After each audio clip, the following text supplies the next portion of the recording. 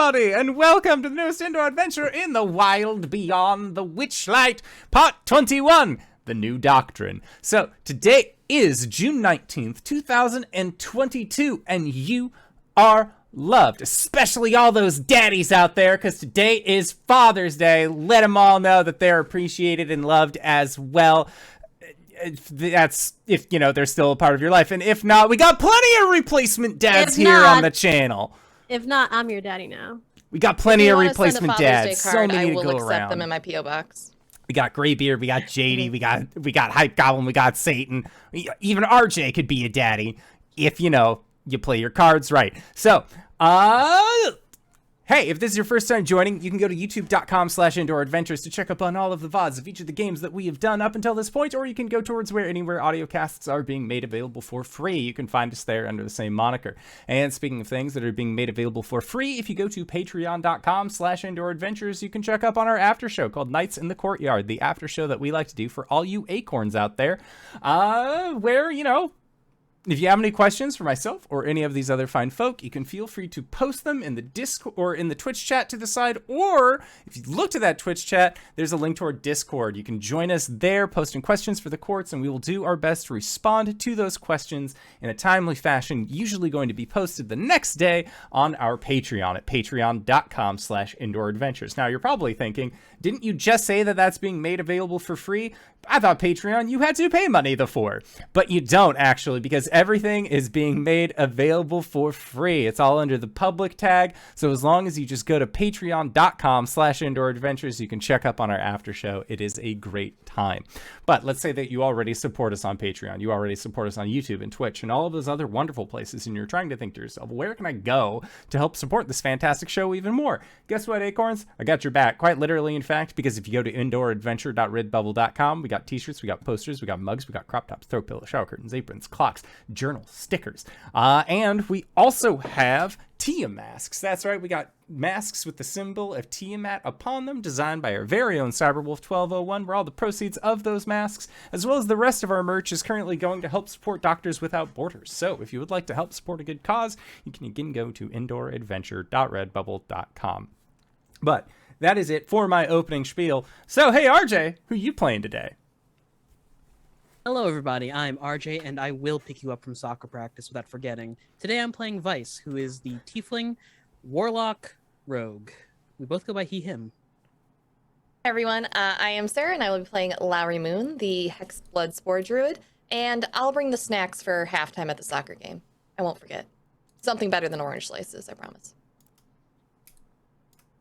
I'm Mediaflare, and I will be paying Pamferdam, the Gnome Artificer, and I promise my dad jokes will not be too bad. Hey everybody, I'm Wings, also known as Danae Keener. I'm going to be playing as Clout, who is a Tiefling Bard. Hi everyone, my name's Satan, and I will make the best of baked brownies for the after party of your soccer game after you win. And tonight I'll be playing Alessandra, the Hag. And I am the Indoor Adventurer, also known as the Dungeon Daddy, and today I shall be your Dungeon Master. So, last we left off, there was a fantastic hut that appeared seemingly out of no place, containing our very own Alessandra, a rather peculiar and particular hag who was the hag mother of our very own Lowry. It was at that point that conversations were had, kind of figuring out what it is the deal was, why Alessandra was here. Things were a little tense, to say the least, upon their initial arrival, but kind of communicating with them more, figuring things out, you realized, oh, she's not scary, she just sounds like that all the time, regardless of what you're talking about.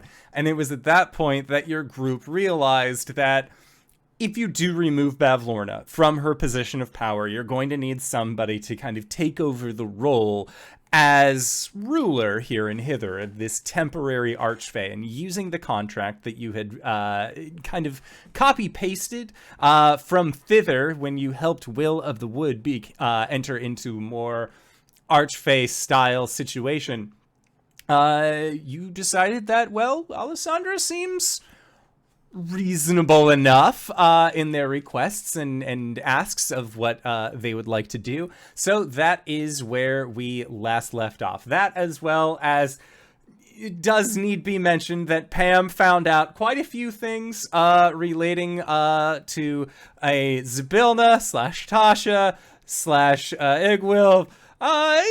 We'll explain that Igwil is the same to Pam, maybe at a different time. But for the moment, you have all sort of resigned yourself, at least, to finding a more permanent solution to events surrounding Bavlorna. That is where we ended up calling last week's session, with a lot of you separating, with Lowry staying with Alessandra in her hag hut for a long rest, with Clout, Vice, and Pam returning to the inn at the end of the road, which is just a couple bricks away, all things considered. A small little well-traveled road. And again, we entered into a series of long rests. So before we hit that long rest button, is there anything that the three of you inside of the inn at the end of the road would like to do? I sneak into Clout's room and draw a dick on his face. Again? I do not Imagine do that. Cloud is actually just like sitting in a chair when they run up and do this. What are you doing? Stop. I'm covering up the mark on your face with a new one. Something firm and erect. What? You're muted. Don't draw another dick on my face. I will not draw another dick on your face. Walks away. Okay. So, other than definitely not drawing a dick on Clout's face, is there anything that you guys would like to do before hitting that long rest button? Because if not, regain your spell slots, regain your things. You can wake up tomorrow morning feeling entirely refreshed. Right. I have to wait for the morning to do any artificer things.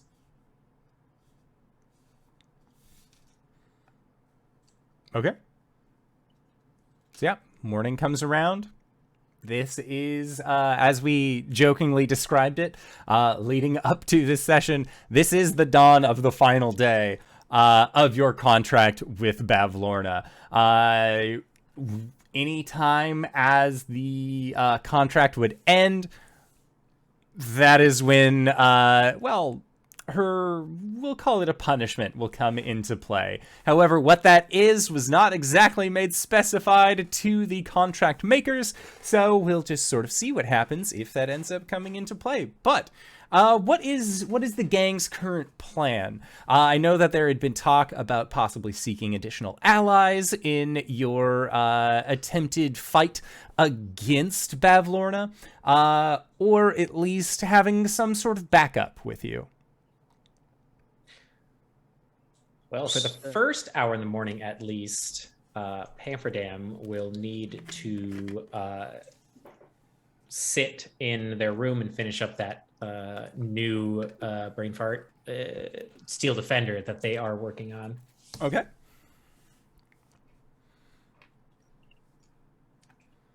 Okay, so yeah, Pam's gonna come down, and as we've said multiple times, because Pam still operates on that internal military time, I feel like even if you're waking up with an hour to work on this, you'll still be done at around the same time that Clout and Vice are both actually waking up in the morning.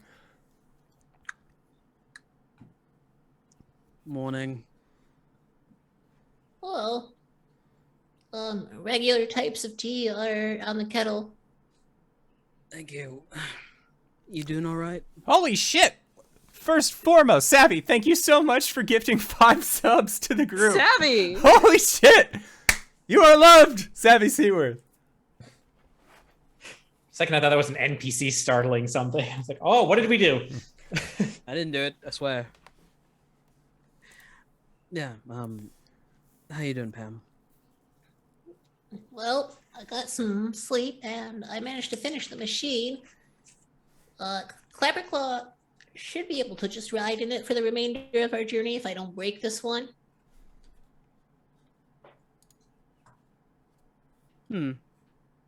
Is it in the room with us? Not yet. It is out of view. Okay. All right. Well, at least the boy's going to be protected. Yeah, they got a cool new hat. How does that work on the gourd head? Oh, well, we kind of just took the innards and used it as like brain matter inside the inside the antler head. Before you continue, pours himself a strong cup of tea. There's probably like some mushroom whiskey that goes into it as well. Mm-hmm. All right. Do you have a schematic? I'd like to look it over with you. Oh, well, I guess I could write something down when I was working on it. I didn't take many notes. Do you have a piece of paper or anything? I'm out of sheets. Let's see.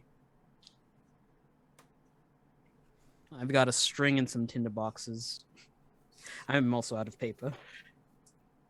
I can describe it to you how it works. We can just, theater of the mind our schematics. Please do. How do you take your eggs? Very good, thank you. Scrambled? Sunny side? What? Boiled? I'm going to go cook us some breakfast. Okay. How would you like your eggs? Yes, please. Scrambled it is. Okay. Come walk and talk with me. All right. I'll follow Vice into the kitchen. Okay.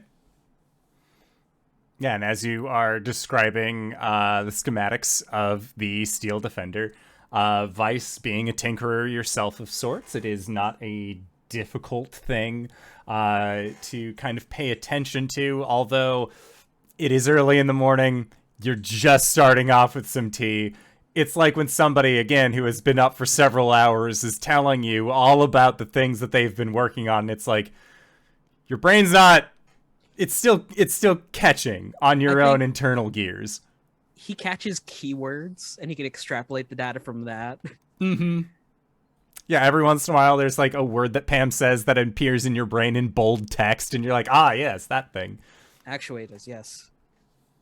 Vice is going to make eggies in a basket for everyone. Okay. Sounds good. Clout, you wake up to the sound of conversation down below, as well as the smell of eggies. All right. He'll preen a little bit, sort of dab some makeup onto his facial scar, and head downstairs.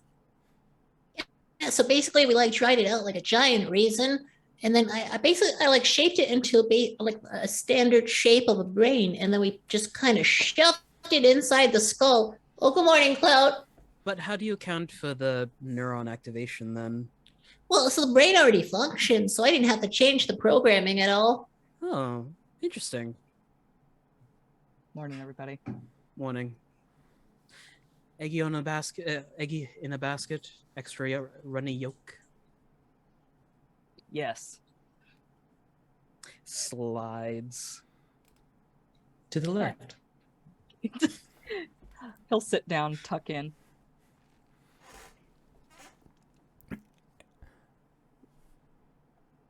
All right, and speaking of individuals who cha-cha real smooth, Lowry and Alessandra in your hut, you've awoken from the... coming from the inn at the end of the road, you can smell early breakfast that seems to be being made. Are you going to be joining your companions for any kind of brekkie, or are you just kind of having breakfast here in your hut, and then you'll join them? I think Lowry woke Alessandra up early, like she used to back when she lived with Alessandra initially.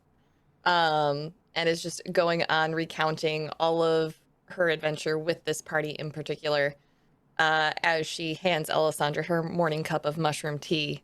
And then we met the Herringons, and they stole memories, and they were just they were so mean. They were so cute and so cuddly and so mean. And so then Vice and Clout took it upon themselves to go and get the memory back. And then when they were gone, bad things happened. But then we went and we met the people here, and there's all of these talking heads, and then they're like on sticks, but not without their bodies, and they're very, very rude. And then we met Clapperclaw. I don't think you've met Clapperclaw yet, but he has a gourd for a head. Well, he used to have a gourd for a head. I think Pamferdam's made him a new head.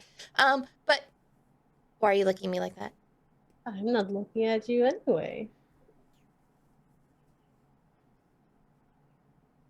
You just sound like you've had a lot of fun. Well, I don't know that I'd call it all fun, but it's been a lot. You have such interesting friends. Why don't we have breakfast with them? We can if you want. Get to know them. I would love to get to know the people who are looking after my little Lowry. I mean, I don't think they're looking after me. I think I'm looking after them half the time. Oh, you know. Mm-hmm. How do you feel getting out in the world after everything? I really like meeting everyone, and the carnival was so much fun. Ooh. Lots of mishaps, a little bit of chaos.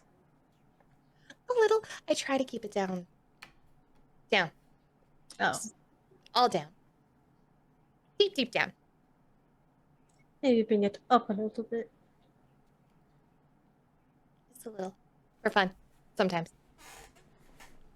There you I go. accidentally got swallowed by a noose. Oh, Or a cube. It was A more of a cube? cylinder than a cube. Do you still call them a cube if they're not in cube shape? I don't think so. I should have asked before we killed it. I have one of those somewhere in the house. Oh, do you? Somewhere. I'd have to rummage through my inventory. We should take it with us. Stays in the house. It has at least 50 years before I can leave the house. Oh. In any shape or form. Can you teach it to look like a horse?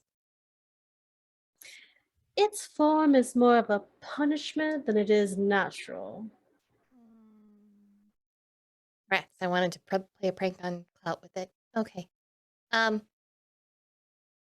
suppose if I get a giant mold, I could make it into a horse and just leave it in the mold. I wonder if I That could be get part googly of eyes its to see. punishment. I could what? Nothing. Okay. Let's go get breakfast. All right. Okay. She'll stand up with her staff. Hopefully Vice isn't cooking. He always makes the eggs way too wet. Vice turns his head to the side and sneezes. That is when you hear the door open, and sure enough, Alessandra, Lowry, you make your way into the inn at the end of the road, hearing the door open. The tavern owner, Sue, will sort of like look around from like her little storage area and sees you, Lowry, and waves, and then sees you, Alessandra, and she like her hands up and she just Little finger waves, wave. and you see her mouth hospitality towards you, which you know that this domain of delight, as it is, has three primary rules: reciprocity, hospitality, and then the third one that we never really get to. Don't kill people. Barter. She'll give a nod. She understands. She knows. Yeah, Oh, and Sue- Sue just sort of like goes back into the storage area. Oh. I'll introduce you later. Meanwhile, Vice, come on out. You got all your eggs that you've been making, and you see that Alessandra and Lowry are there as well. Oh, perfect. I was going to walk these out to y'all, but you came here. Tink, tink. Oh, good. They're not scrambled. I can cook other things aside from scrambled eggs. She mentioned something about your eggs always being a little too wet. Rude. Such a narc. Listen, whoever likes dry eggs is a blasphemer, and they are not welcome in my tavern. A blast. It's not your tavern. All right. Well, I No, the won't tavern. Talk about my food preferences then. Back. I was joking. I swear. No one. Everyone's too serious here. Ooh. Baby, no. She's trying way too hard. Let me Let me in. Oh, man. I know there's something happening behind this door. I know there's some cured meats hanging somewhere. Bacon, bacon, bacon. Yes. Yes. Crispy or chewy? I could do like both. Yes. Do both. Yeah, just burn mine. I'm gonna scrunch it up and use it as powder. I like the way you think, Pamferdam. Okay. So yeah, as breakfast continues to be made and you are all given a variety of tea and eggs and bacon and fuck it, there's probably toast there as well. You're just like raiding Sue's stores of food. I'm sure she's got plenty more. She's got her new bullywug companions who are going out and finding her things as well. So There's don't a gold worry. piece that goes in the till. There's also a variety of catfish that you are able to select from as well. It seems like these sort of swampy fish are a lot easier to come by for the bullywugs than it was for Sue. Catfish. Yeah, fish and Pamferdam chips will for throw lunch. 2 gold into the stealing from the pantry pool. You see that the as you do, the good nature of all of you cause this little like money box. The wood on it groans, and you just see it gets a little smile. It's just like, "Ugh." Lovely. I think Clout will finish eating first, and he'll stand up and gather plates and take them to the sink. Roll up his sleeves. Start washing. So we have 1 day left. What's our order of operation?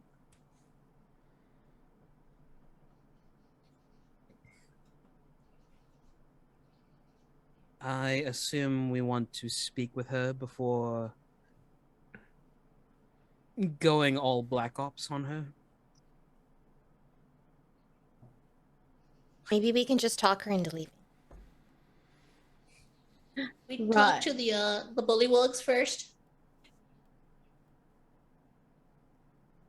Do we have time to drop in on them? I say we have about 16 hours left. It's a small place. We can get to and from where we need to be quickly enough. Assuming we don't get roped into another revolution. Oh, please. Well, if we just travel by house, then we shouldn't have to worry about what we see along the way if there's anything happening. That might be a little conspicuous, though. Do we want to stop the house a few miles outside of town? Foot it the rest of the way. You still have the boat, right?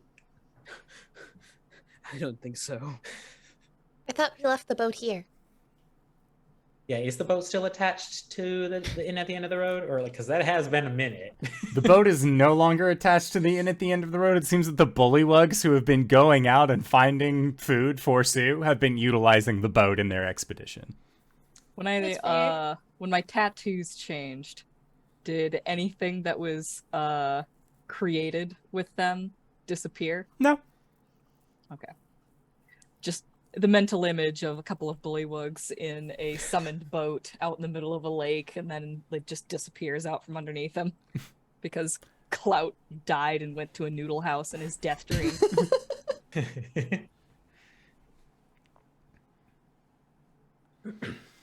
All right. So if we're gonna do this, I assume we're probably gonna need to split up and have some people talk to the bullywugs and some people talk to Bavlorna. Who wants to talk to her? I'll talk to her. Well, you're I think we should splitting all up. be there. I think we should all be there when we talk to Bavlorna. I think so, too. But splitting up might not be a bad idea. We can have some people go and talk to the bullywugs, and then another group can go and plug up her spring. Oh What yeah. interests are these bullywugs to you? Well, we help them do a political takeover. So I think Hmm. they technically owe us a favor. And they also seem to have some level of allegiance to us At least one of them has a good head on their shoulders. for now.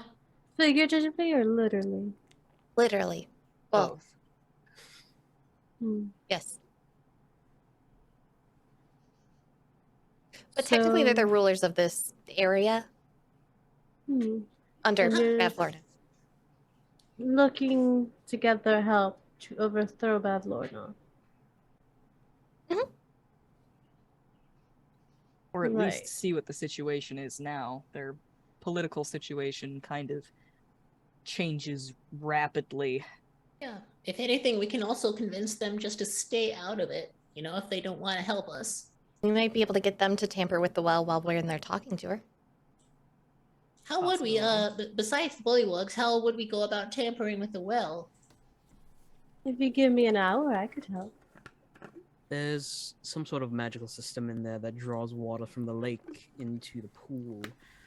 If we could disrupt that, then perhaps we Oh. can drain the pool. If Throw it's, that. if it's magic, I can just dispel it. Since when? Since I don't know. I can do the same. Probably Since when we when? passed over into Jan or Yeah, no, I'm it's pretty fine. sure part of your the Folkluken Bandor that you got had the dispel attached to it. It's not. Oh, I don't know. It's a bard spell. I mean, we have been traveling a lot. There's plenty of time to study while we do that. It just feels like something I can do now. Great. Perfect. I can also do it. Oh, I can also give us all the ability to breathe underwater for 24 hours. Okay. I can already do that.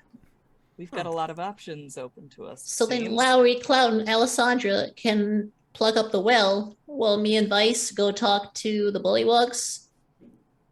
We be back up after both plans are done, and then we together go talk to the hag. Bavlorna. Sounds like a plan. Maybe Alessandra should go with you all to go and talk to the bullywugs. She should if she's gonna be in charge of this place, she should know the people who live here. That's fair. But maybe That's not that'll a bad help idea. convince them that it's the right thing to do to join us. We should also figure out if the herringons are around. We don't want them busting in while we're doing our thing. I heard they steal memories. Not necessarily memories, but the feelings attached to them. That's interesting. At one point, Lowry passed off the feelings that they had when they looked at I think it was like a locket or something. It was. There's just a slow head turn to look at Lowry. I don't feel joy anymore when I polish knobs. Just happens. Did you ever get those back, Lowry? Yes. No. Oh, yes. Not you, dear.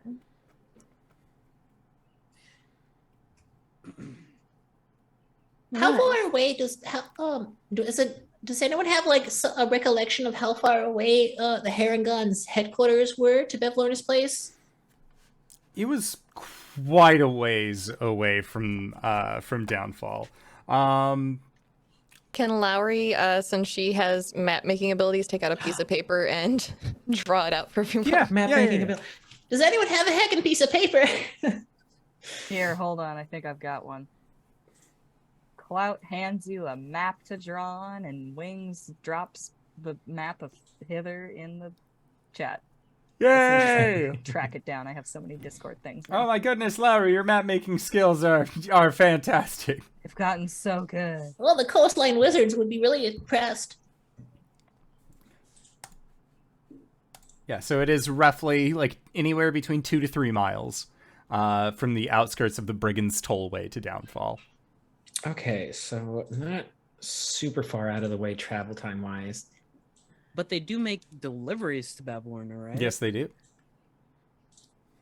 So if they're about 2 miles away, and we're looking at swampland, they do seem to be able to run a lot faster than us, so I'd How about say they ride on snails? You could ask the bullywugs to intercept. true.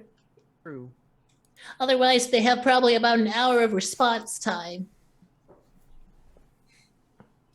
Have the bullywugs set an inconspicuous perimeter while the rest of us go and do what needs to be done. They're locals, Plans. so they'll blend in.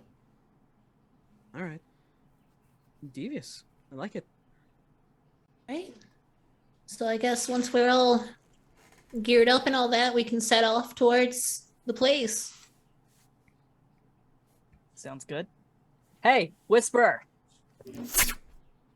And Alessandra, you see what appears to be a will-o-wisp just arrive on call when Clout yells for Whisper. How's it going, man? Feels like I haven't talked to you in a while. Shines brightly and says, I was doing what you told me to. I was laying low. Real good at that, buddy. Thanks a lot. Interesting. We're about to have... He's going to explain, like, the plan to Whisper.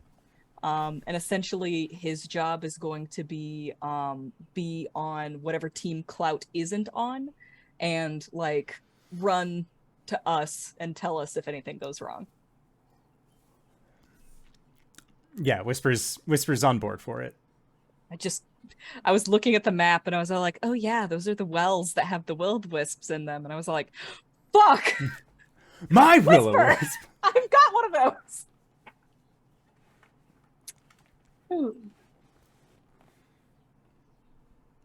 Okay. So yeah, it's like Han and Chewie. Clout just turns to this glowing ball of light and talks to it, and it like jingles and shines at him.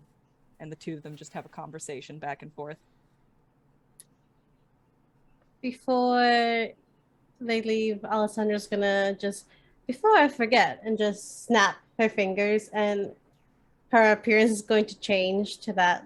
She originally had this big skirt and bodice and this veil covering her face, but in front of you see this really pale blue petite woman with pale gray eyes, long white hair that wraps around these two horns, like tiefling horns, and is covered in just cloaks and like loose flowy fabric. That's better. I don't know if Bab will recognize me, but it's better safe than sorry. I think she was able to smell me last time. Yeah, you also mentioned something about Scabatha being able to tell you were you. If she even remembers my smell. That hag is about as quick-witted as a rock. Well, it was the first time she had ever met me, so. Maybe it's a adopted family thing? But I do look cute, so I would say like this.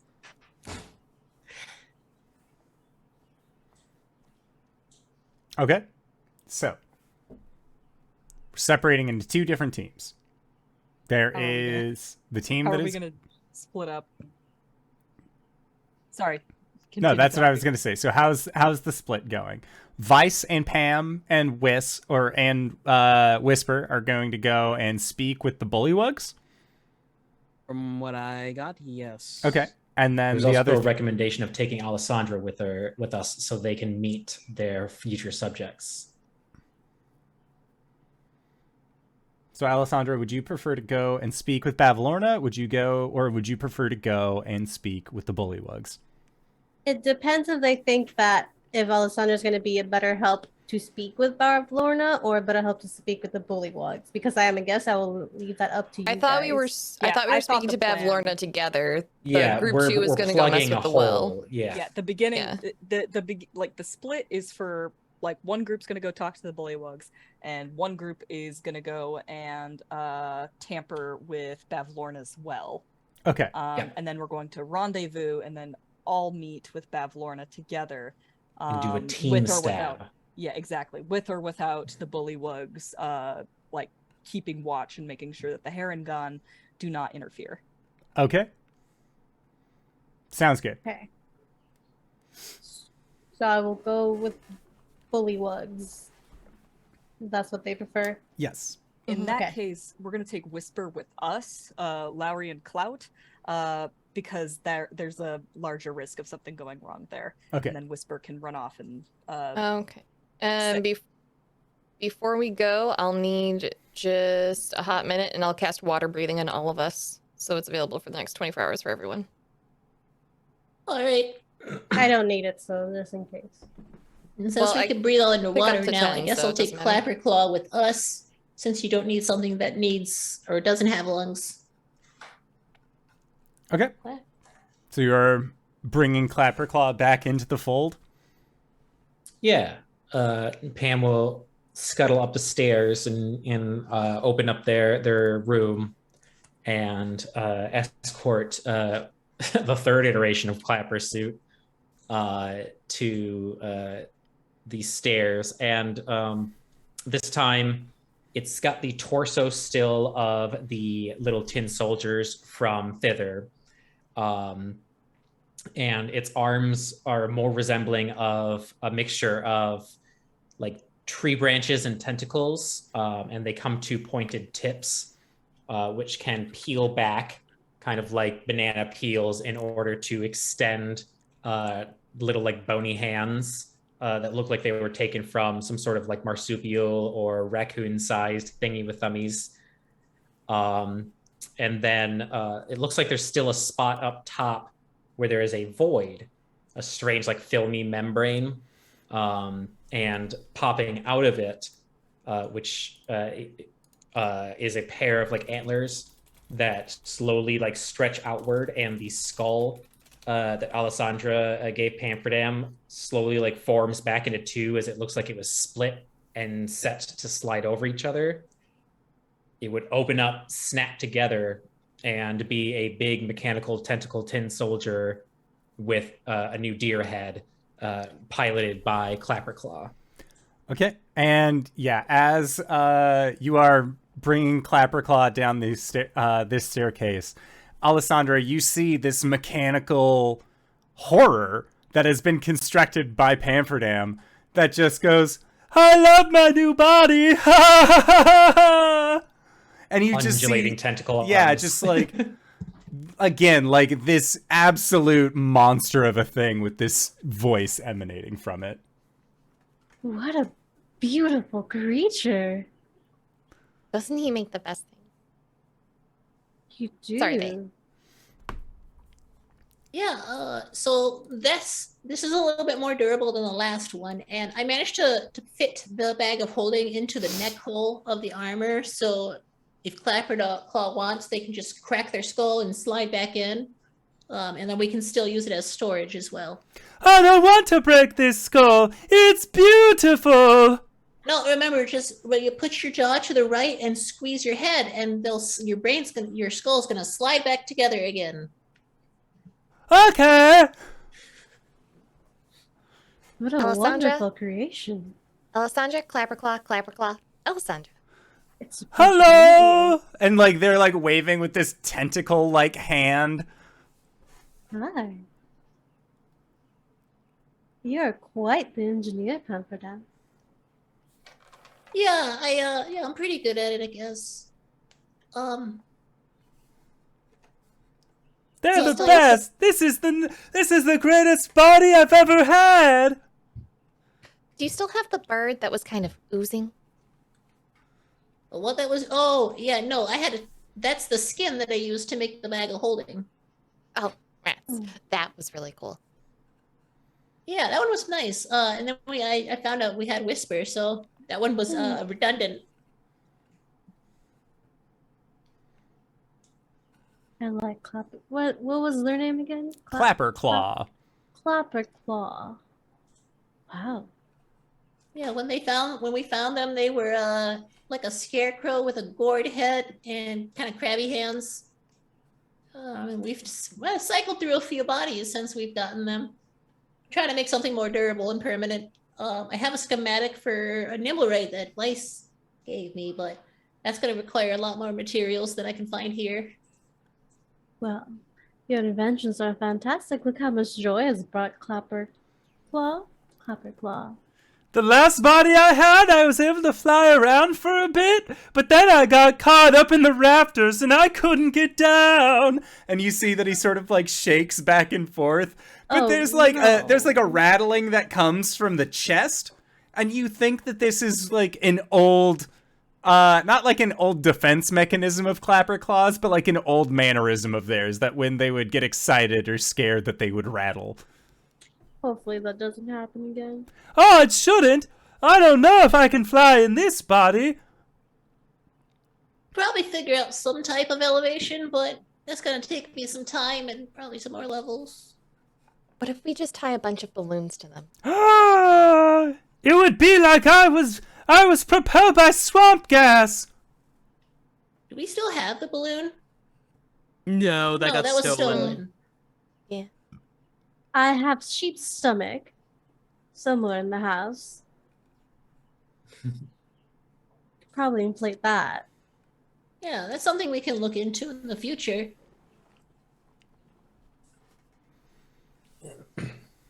Now, Clapper, so remember, when we go to places where it's like too scary or we're gonna have to get into a fight, you just pop your head back into the hole.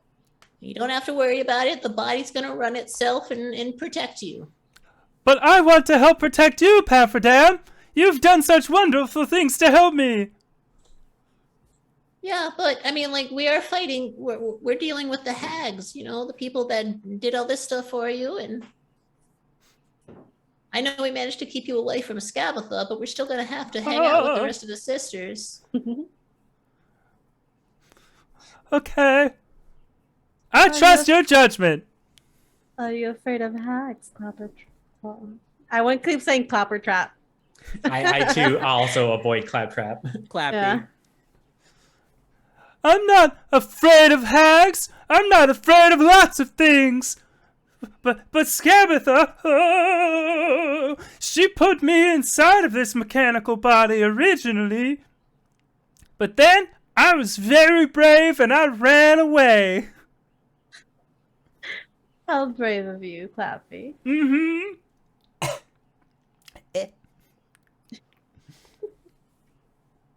I like that. All right. So are we taking the house to it, or should we get out and start walking? Stretch your legs. Clapperclaw will go up next to you, Pamferdam, because they are taller and have a little bit wider stride, so you're able to, I'm assuming you've built like a little like perch on their back, so that way you can like hop on and be carried without too much worry. And if you'd all like, you can start heading off towards the downfall. And the overall journey of how long it will take would be roughly about an hour and a half to make it through this kind of like murky water from where the inn at the end of the road was to this place. But you are able to get to the opening, this general entryways river. So the goal is that some of you are going to be swimming into the lake underneath, messing around with the water intake valve. Others are going to be going to Bavlorna's, or not Bavlorna's, to speak to the bullywug. So let's start with the individuals who are going to be going to speak with the bullywugs. So you see that the burnt out factory, the balloon factory that you had passed by previously, seems like it is in a lot better shape now that the animated coals that had sort of been bouncing around have been taken care of. It's I wouldn't say that it is repaired perfectly. You can definitely tell that like where there was a hole, rather than like fixing the hole with like proper siding, they've really only had time to like slap a couple 2x4s on top of it, and like the patchwork is there. But all things considered, they have not been able to effectively take care of this. But as you kind of get closer to the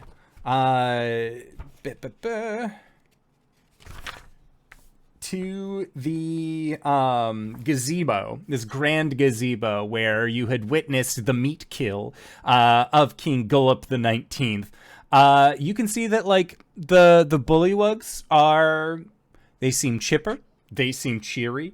Passing by this bridge with all of these bullywug heads, you can see that King Gullup's head has been added onto a spike to join the rest of the bullywug leaders. And he notices you guys, and you can see that there is like he's like, if he could point, he would call you guys out, but the rest of the bullywug heads seem to just like they're excited that they've seen you a second time. They were shocked. They were surprised. But here you are. And gazing upon them, you do not see your dear companion. Let me see. Are we talking about Illig? Yes, Illig. You do not see Illig's head upon the spikes. And upon entering into the gazebo, you can see that, like, it's kind of the same way that Gullup's was laid out. Like, they're just, like, these bullywugs sort of lounging, eating a variety of bugs and fruits and things, sipping on the most delicious of wines, and sitting upon this large recliner with what looks to be kind of like a weathered red velvet that has been sat upon by countless of these other bullywug kings, rests King Illig. And as he arrives, or as you all arrive, he sort of waves and just, "My fellow bullywugs, we are visited once again by the Barons of Muckstump. Hello, dear companions. It seems you are without, but you have gained a new friend along the way. Congratulations, I might add. A very fine how do you do." And they give you a little tip of this sort of kingly hat that they wear, Alessandra, as you are in this disguise. I think for this she would have taken off of the disguise. Okay. Since she's looking at her peers of who she will be ruling over, hopefully at some point in the future. They will give you a nice rise and fall with their hat. They give a little head nod and a little bow. What brings you all here today on this wonderful muggy afternoon? May I offer you something to drink? A nice wine? Some sippable honeys? Can I offer any food? Any we got fish, we got reeds, some bean sprouts might be more up your alley. You are quite lovely. Oh, why thank you. I have been king now for almost a 10-day, and, well, I would like to admit, things have never been better. Isn't that right? And, like, all of the people in this court are like, oh, yes, no, like, this is the best king that we've had in the last long while, yes. You can make an insight check. Yeah. Yeah, insight check. Anyone who would like to can make an insight Natural check. 20. 12. A 12. Ew. So with a 12, it's okay. You know, like, it does seem like spirits are generally high. Pam, what'd you get? Pam didn't. I Pam is currently allowing the two charismatic members of the trio to take Gotcha. Whereas Alessandra, with your 20, man, this guy's got maybe like 15 days left, like at most 2 weeks worth of time, and then they'll probably have a new ruler. It's not about it's not that he's a bad ruler necessarily, but you're just guessing that like there's such a high rate of turnover here that the bullywugs are more just like, oh, but is he really the king that we're looking for? And they're already kind of like weighing their options, like, oh, but what if we killed him? Who would, like, ooh, maybe it could be better. How unfortunate. But yeah, as far as Illig knows, it has never been better Yeah. than under No, his she's rule. whispering so only herself and the party can hear this. Now, to what do I owe this fine visit? My Lord Illig, I request that we meet privately on a very important matter. Privately, you say? Well,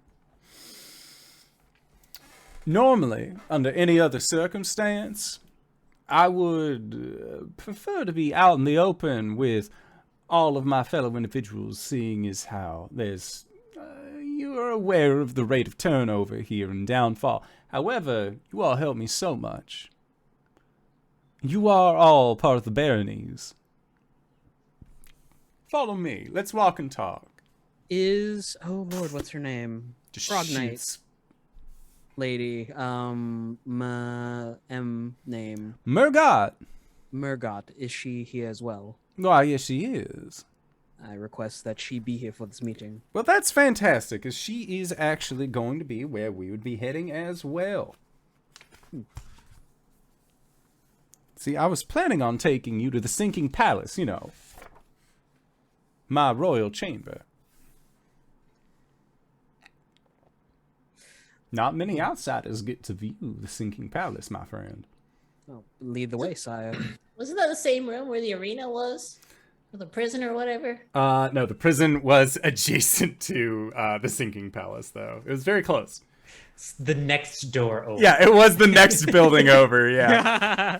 I mean, that sounds an awful lot like something that someone would say if they were trying to convince you that they weren't about you to throw you to the lions. Follow Like, me no, to no, my no. not dungeon. Yeah, that's the next one over. I have Wi-Fi and candy. Ooh, Wi-Fi. So yes, he will lead you over. And you can see that there is the stretch of road that goes up to where you remember being put in as far as the holding cells, but he wraps around and you can see kind of built into this large tree with its bottom half, with this tree sort of like sinking partially into the swamp, that there's a very nice, well-maintained, it is not fancy, but it is maintained door that then Illig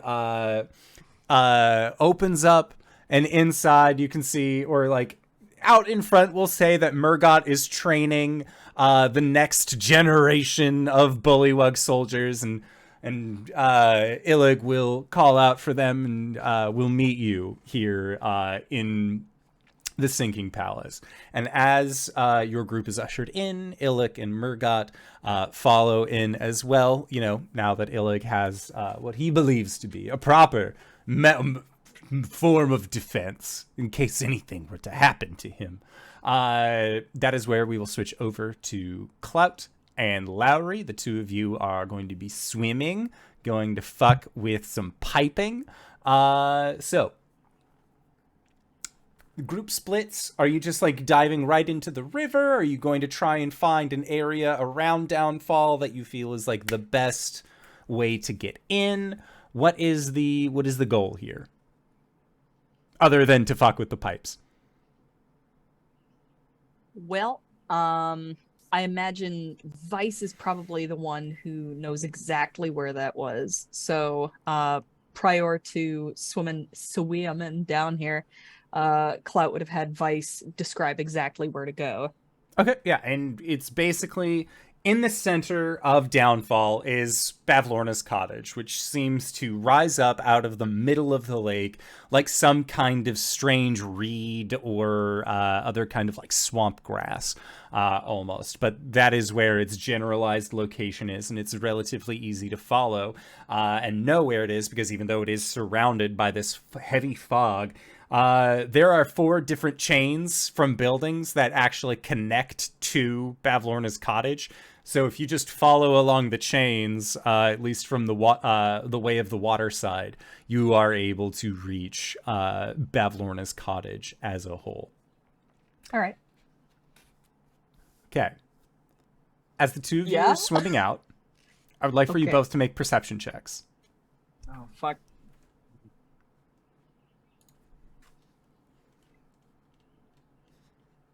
We both rolled 16. We did both roll 16. Okay, sounds good.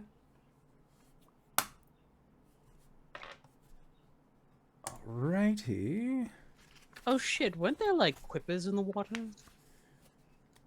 Oh, yeah, like the little angry piranhas. Yeah. They don't go for the bullywugs, but they go for anybody else. Well, I figured that like Lowry could turn into a shark or something, and they'd be able to hold them off. Oh yeah, that could work too. All right, so Clout and Lowry, as the two of you are swimming in the water, making your way to the base of Bavlorna's cottage, the water breathing as a spell allows you to breathe in water. That is good. The quality of water that you are breathing in is bad. It is like being in, if you've ever been in like a smog level city where like it is just like you go out and like you can taste industry in heavy quotes. That is kind of the vibe that you are getting swimming through this water. It is not a good time. Like you feel like you needed to take a shower just looking at this situation, but now that you have found yourself in it, But as the two of you are swimming, you both notice that there are, from sort of the edges of your vision, these two large shadows that just seem to quickly move through the water. Large. And they do not look like they are large in a bullywug sense, where they're more like puck-shaped with little froggy legs. These look like large fish tails that you can just see through the glimpses. Clout's gonna cast message and say to Lowry, "Did you see that?" Can I respond with message? Yes. Yeah, what was that? I was hoping you would know. Nope, that was bigger than a trout. I could turn into a crocodile if you want. Have you got anything that can make you invisible? Clout does I a can 22 turn- hit your armor class. Yes, it does. So through this murky water, you feel a sharp pain in your side as a harpoon goes through the side, like through the side of your abdomen. And I would like for you to make a strength saving throw, please. Or actually, it is just a strength contest. So you will have to beat a 19 in strength. So I'm rolling just a flat strength. Flat strength. Okay. 21. 21. Okay. So you feel this harpoon being pulled back, and as you look up and see the path that leads where this harpoon is, 20 feet away, you see the bottom half is a large fish, and in the top is what looks like an angry, pissed-off catfish with these bulging biceps that seems to be trying to reel you in. And you look over and you can see that there is another one of these pissed-off catfish, also with a harpoon made of what looks to be bone. Clout and Lowry, I need you both to make, what's the word? Initiative. Please. You don't get on my lake. Oh, yeah! Natural one. Okay. For a 2. I got a 22. Twice, I just got this weird feeling that I probably went on the wrong team. Yeah, no, I also get that feeling too. As soon as we started swimming in the water, I was all like, wait a second. This is Clout and Lowry. These are the most damselable people in this group. Wait a second, we're both Daphne. That's just a big smile on Alessandra's face that you can't see. It'll be fun, I trust them. All right, so Lowry, what'd you get for a total of? 2. 2. Clout, what'd you get? 22. 22. Okay, so Clout, you have just been gotted with this here harpoon. So we are going to the top of the initiative order. Clout, you have this harpoon jutted in you, and you are being attempted to be pulled back by this big old pissed off catfish. Fuck. All right. We are in water. You are in water. How far are the catfish be from me? They are both relatively like 20 feet away. So they aren't too far. Like you could get to them with a swim speed if you currently have a swim speed. Okay. Here's some D&D bullshit. Okay. Could I possibly grab the rope of the harpoon that he's holding onto and try to yank him in? Yes, that would be considered a pull action. I would allow that. All right. I'm gonna roll athletics for it. Okay, so this would just be a strength contest if you're using the same weapon that they are. Okay. I'm proficient in improvised weapons. Okay. Yeah, I will say that you can add your proficiency bonus to this. So you need to roll higher than a 7. Well, I got a 13. Okay. Yeah, so it seems like my phone or my headphones just died on me. Give me a sec. Okay, sounds good. Yeah, so it seems like when they throw the harpoon, they'll usually like wrap the chain or cord around their arm to give them an easier time pulling, and this has been detrimental to their overall pull, as you are able to then, like, with this harpoon still in your abdomen, just, no, you get here, as this marrow, like, is forcibly pulled through this murky water towards you. All right, I do that. Okay. Do I take damage from having been stabbed? Oh, yes. Thank you for reminding me. I probably should. Clout, you would have taken 15 points of piercing damage. Oh. Okay. Okay. So pull him towards me. I guess that's an action. Yes. Let's see if I got anything I can do from a bonus. And they have been pulled 20 feet towards you as per the weapon. So they are right up on you. Yes. Since when do I have Shillelagh? Oh, yeah, because of the Folklucan Bandor. Yeah. I was like, when did I get that? Crazy. Oh. That is a bonus action, isn't it? Sure do. I'm going to use my bonus action to cast Shillelagh. Okay. And as he does so, he brandishes the Folklucan Bandor, just literally pulls it up by the neck, and it starts to glow. Incredible. Okay, so you got a big ol' hitting weapon. You've pulled this thing 20 feet closer to you, so it is directly on you. Do you have so that was action, bonus action, anything else on your end? That's it. Okay, sounds good. Now that it is directly on you, it is going to go and try and do a bite towards you.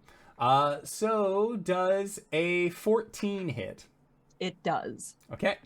So a 14, that is going to be for a total of 6 points of piercing damage. And then seeing as that harpoon is still stuck in you, they are going to actually rip it back out. So that way they have access to it once again, and they are going to try and harpoon you once more, this time just directly on you. However, that is a 10 to hit.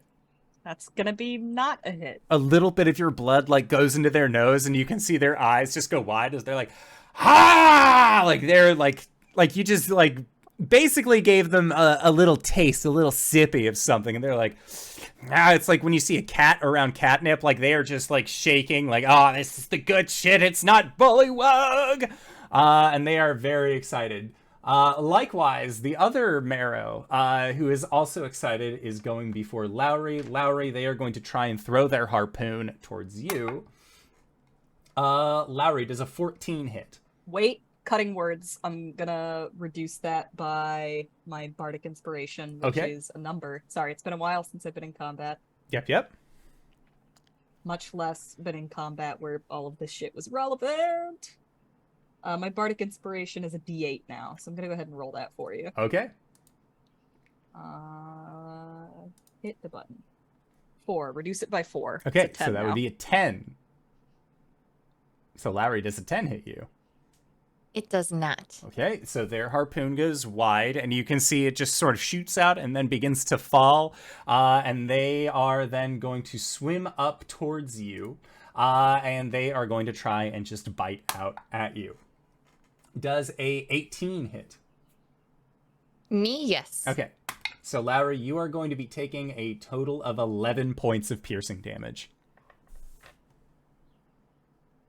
Okay. Okay, Lowry, it is now your turn. And you have a marrow directly in front of you. You look over, Clout has a marrow in front of them, and they are just like mouth open. If they were above water, they'd probably be frothing at the fact that they just got like fresh blood in their maw. And these two pissed off, muscly catfish are right here, rip-roaring and ready to go. Okay, and one of them's right in my face? One of them is directly in your face. Cool. Bonus action Hex, and I'm going to apply disadvantage to, let's see, disadvantage on ability checks. Wait, the chosen ability, so disability on ability checks using strength. Okay. And then as my action, I'm going to turn into a crocodile. Hell yeah. And that'll be it. Sounds good. So they got a crocodile and a Clout that they are dealing with. Clout, at the top of the initiative order is you. Okay. Hello, my name's Clout, and fuck. I'm gonna whack him with my I'm gonna whack him with my Folklucan Bandor. Okay. 14 to hit. 14 to hit. Let me just check real quick. That is enough. Roll for damage. Woo! That's gonna be 8 bludgeoning damage. Okay. I will take that 8. And you see that sort of like rocks them a little bit, like, oh, in a way, thank you. I was beside myself. Now I can go back to attacking you. As a bonus action, I'm gonna cast Healing Word on myself. Okay.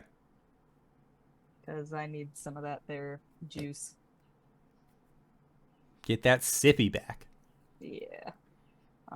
Healing 9 hit points. That's it for me. Okay. It is now the Marrow's turn, and the Marrow is going to try and harpoon you again. That is for a 20 to hit. Yep. Okay. So then that is going to be for 11 points of piercing damage. All right. And then they're going to try and bite you. And with their bite, that is a 19. Yep, that'll hit. And that is for max damage 12. Okay. I am in single digits, Lowry. And Clout, as you are in single digits, you look up and you can see what looks like 5 more shadows that are swimming in your direction. Fucking hell. Lowry. Or then it is the second Marrow's turn. They now have a crocodile in front of them.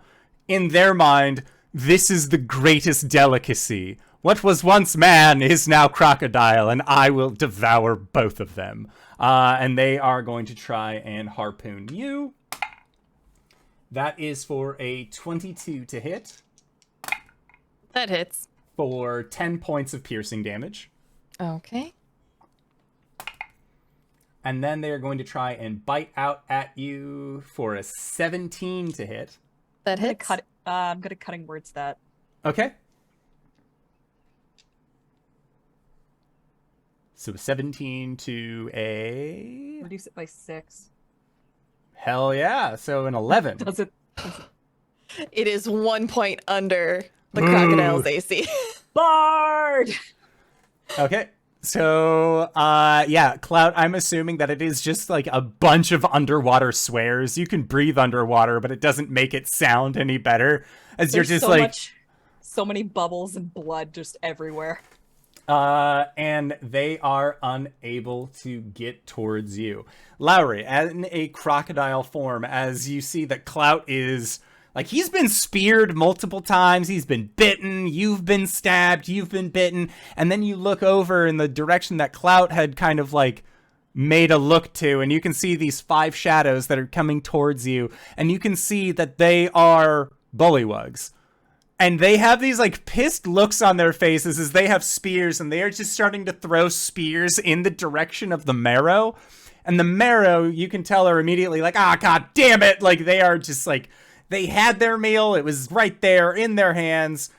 And now they probably won't get an option for it. So you have one more chance to attack them before the bullywugs are here to chase away the marrow.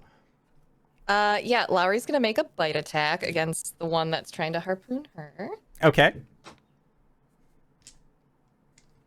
Does a 16 hit? A 16 does hit.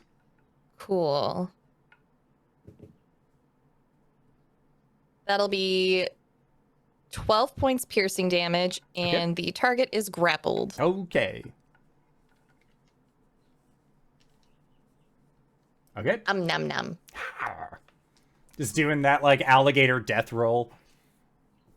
Okay, so Clout, you have seen that these are indeed bullywugs that have appeared. They have spears. They are throwing them. Lowry, as a crocodile, wearing this like small little mushroom hat on top, has just bitten into one and is like, again, doing the washing machine roll with this large marrow in their jaws. I've been stabbed. Is it connected to me? Not currently. Not currently. All right. He's got a lot of fresh wounds. Do these guys look like they're gonna make a run for it? They do look like they are wanting to make a run for it. I'll give him a kick in the pants out the door just to encourage him and let him know that that's the right decision. I whack him. 14 with the shillelagh. 14 hits. All right.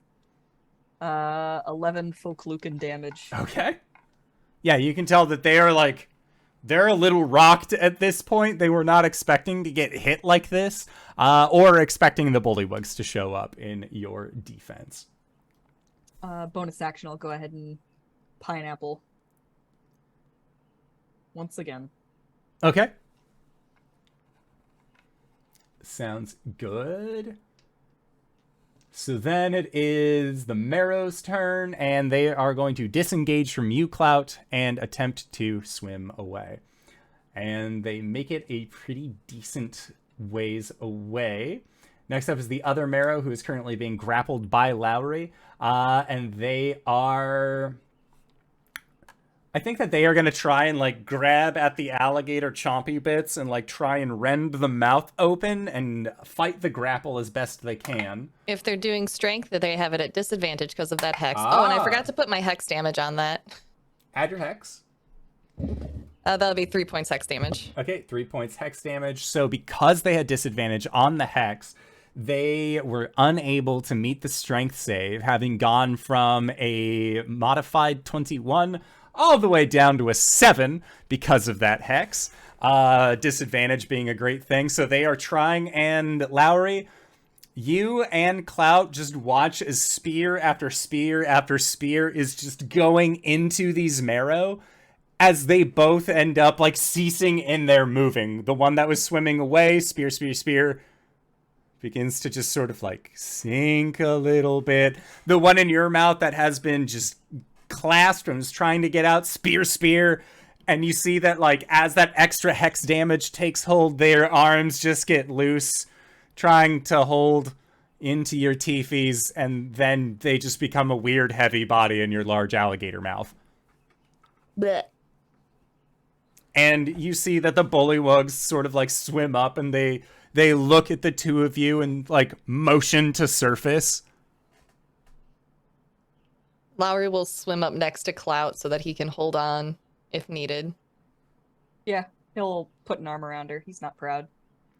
Okay, yeah. So as the two of you go to the surface with these 5 bullywugs that will reach the surface at the same time, that is where we're going to go into our break for the evening. So we're going to try and be back in 5 to 10 minutes. Don't go no place unless it's to grab a food, grab a drink, grab a friend, or possibly go to indooradventure.redbubble.com. Pick yourself up something nice, and we'll see you guys shortly. All right, everybody. See you soon. And we're back. Hey, Simon! Ah! I need some help taking some notes. Oh, dude, no. So first, what you got to do is that you got to take, like, for me, I got Post-its. I got Post-its for days. I got like loose stickers that I was using for my Gundam models. I got all sorts of shit just like lying around my desk. Do you have a specific piece of paper that says that you went 4-0 in something? No. I instead have a piece of paper that says that I went 0-4, and then there was a bunch of angry scribbles, and I wrote, "Why are you like this? You need to stop dropping. Their deck isn't better than yours." As much as I like to try, I just can't seem to get around that. But like, I need a lot of extra paper. I see now on the CC it said that their dick is better than mine, and that's wrong. It was deck. A solid 60, sometimes 61 if I'm feeling a little spicy. But where am I gonna put all these notes, RJ? Like, I rightfully don't know where. Sarah, do you have any recommendations? Well, for the unbridled anger about someone else's deck, I'd say that needs to be handled with a therapist. But for a notebook, you can go to therookandtheraven.com and use the code HypeGoblin for 15% off your order. Now, Rookandtheraven.com. HypeGoblin. it's a great code. It's a great time. I love my journal that I got from them. Super customizable. They're hella pretty. Very Heck pretty. yeah. And they got rotating covers. So if you see a cover that you like that either myself or Sarah ended up having, that's too damn bad. You missed out on your opportunity, you buppo. So why don't you, I don't know if that's a phrase that's being used. It is now. I believe it's pronounced You tiny Lorbo. frog, you. You can also tadpoles. if you want to get one cover and there's another cover you like, you can get one with the right hand and one with the left hand, and then you can have like a front and back situation with different art. If you want the leather, you can start out with this and then you can upgrade later to the leather binder that goes over everything that you leather already binder? have. Let me tell you something about there's RJ. a leather He'll cover. always take the leather option. God damn. Happy Father's Day, everybody. Happy Father's Day, everybody.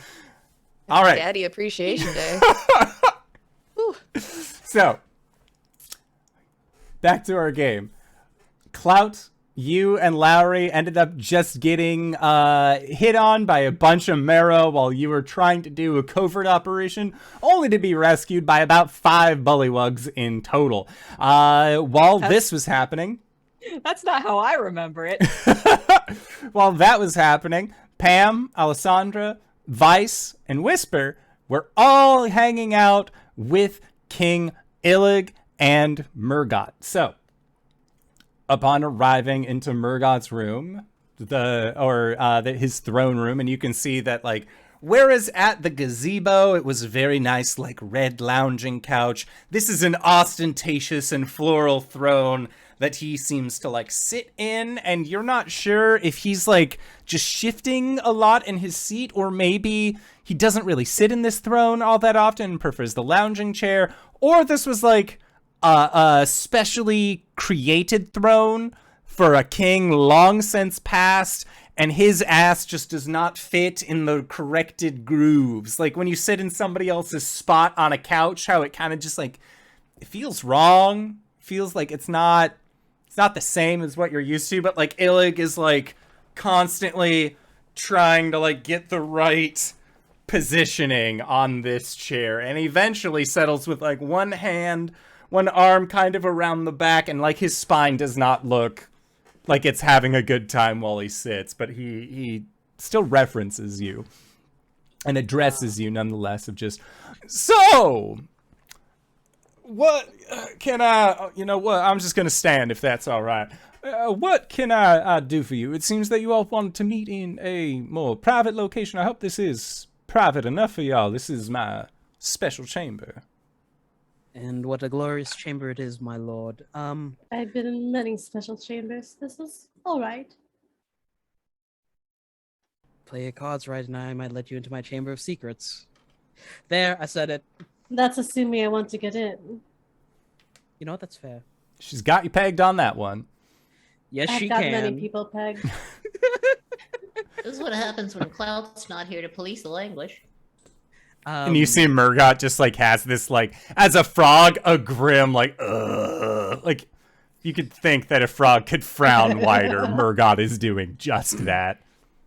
I'm very sorry to bring this news to you so soon to the start date, my lord, but Is there going to be another revolution? of sorts. Who is it? Who's the one behind? I'll cut them right out. Like a bad wart. We are currently undergoing an operation to depose of the hag that rules this realm. So not me, then. No, you're fine. Oh, okay, cool. You have I about don't care 15 then. days. I'm sorry, what was that? Nothing. Don't worry about it. Okay. We just request, my lord, if there are any fighters willing to back us up, if they were to run interference on the Herringons. And he steeples his fingers, presses them against his mouth. So what you're trying to tell me is that you want me to rise up against the lady who has allowed our kingdom to exist in such a fashion for generations? I'm asking you not to participate, but to be an active third party to stop any help from coming in. With the deposing of this hag, we are going to install someone much more amenable to your kingdom. And would that someone's name be Illig? No, would it be me? Hello. Oh, well, that's not as fun as what I'd been initially thinking when you mentioned all of this. But Well, no, hold on. You came to me and you asked me a question: am I willing to do this? Which I will entertain the idea that I can assist you as a abating third party and proving a wall, a distraction of sorts against the Herringon that come and do their regular trade here. Is that what I'm hearing you want me to do? Just trying to make it as clear as possible. correct, sir. In which case, I have a very fine question to ask. A very specific piece of information that y'all seem to be lacking in sorts. What does Illig get out of all this? You gave me a new ruler. We get new rulers all the time here in Downfall.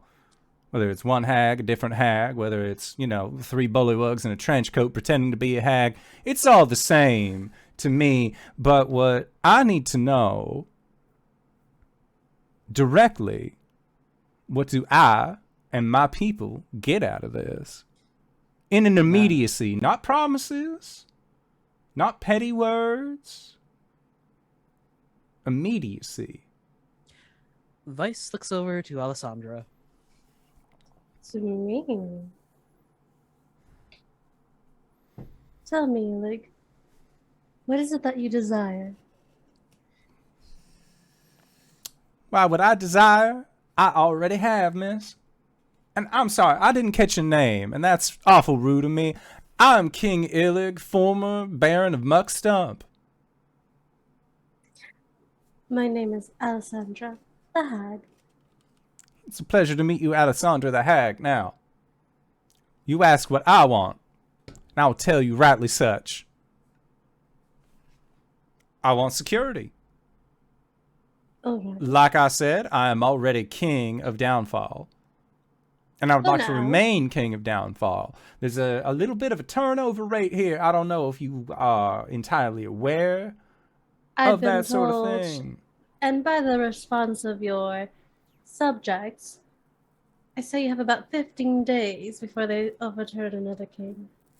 They got 15 days to try at Miss Alessandra. But they forget who led them and who taught them everything they know. Murgot. Interesting. And Murgot's like, And you, Murgot, whose side do you take? The people's or the monarchs? and Murgot, you can see being put in a position of, who do you take, the people or the king, in direct like in the same room as the king. Mm-hmm. She says, "My loyalty lies to downfall. Regardless of who is in command, regardless of what the people wish, I wish for the betterment and the existence of my people." That's a fine answer, Murgot. That's a mighty fine answer indeed. I respect that. Now, you see... Oh, yes, Vice, go ahead. Sorry, Lady Murgot, what is the popular opinion of you? The popular opinion of me is unpopular, to say the least. Mm. I was a traitor who then was redeemed, but the people still see me as a loose cannon, is the phrase. They think I have an itchy crossbow bolt finger. I've never even held a crossbow.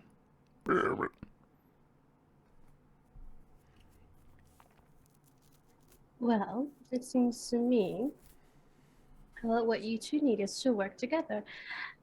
And you might need the help of outsiders as well. You see, with the rapid turnover right here, how can you find good quality change if you don't give it enough time to flourish? Oh, that's what I've been trying to say as well, Lady Alessandra, is that why do you think I became the King of Downfall?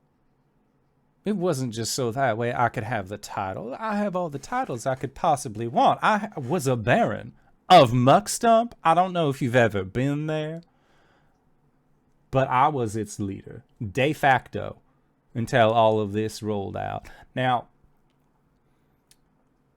what I'm thinking is that you said that you want to be the leader of this place, right? You want to replace Bavlorna in some such a way. I do. If you overtake Bavlorna, I would like two things. Mm-hmm. One, I would like an audience, or at least access, to Jingle Jangle's hoard of keys. Jingle Jangle does not separate with their keys easily, but I would like access to them. Alessandra's gonna like lean into Vice. Who is this Jingle Jangle? Actually, have no idea. Who is this Jingle Jangle? Jingle Jangle? Oh, have you not heard? They're a little goblin that's protected by about 4 awakened trees. They live inside of a hill, but the hill tends to move about the area of hither. After a curse Bavlorna put on them, they started speaking in the third person, referring to themselves only as Jingle Jangle. But they have an obsession with stealing keys. Now, there are weapon caches that we have placed all throughout the different baronies and lands here and hither, and Jingle Jangle has acquired the keys to these caches. If we were to communicate with Jingle Jangle or acquire these keys, why, we would have a plethora. We would have a sizable force, possibly even, to force the Herringon out of the Brigand's Tollway and then stake that out as our new center of operations, somewhere that is not actively falling into the middle of a swamp. As much as I love the swamp, don't get me wrong, the swamp is my home. The swamp is where my people are. But you need to expand. Exactly. And what use is an emperor or a king if they are not looking for the best options for their people? Now, again, one, I would like access to Jingle Jangle's keys, or at least communication with Jingle Jangle about the usage of their keys. Two, Continue. What plans do you have for that cottage in the middle of the swamp? Money. I also have plans for the cottage in the middle of the swamp. Again, looking for a better position to possibly rule by. Well, I understand that, but if I give you so much off the bat, how do I know you're not going to try and turn me over? Because if I did, then you'd be worrying about the Harangon. You're not gonna worry about the Harangon because you are gonna get me in communication with Jingle Jangle and set me up in a nicer place than this.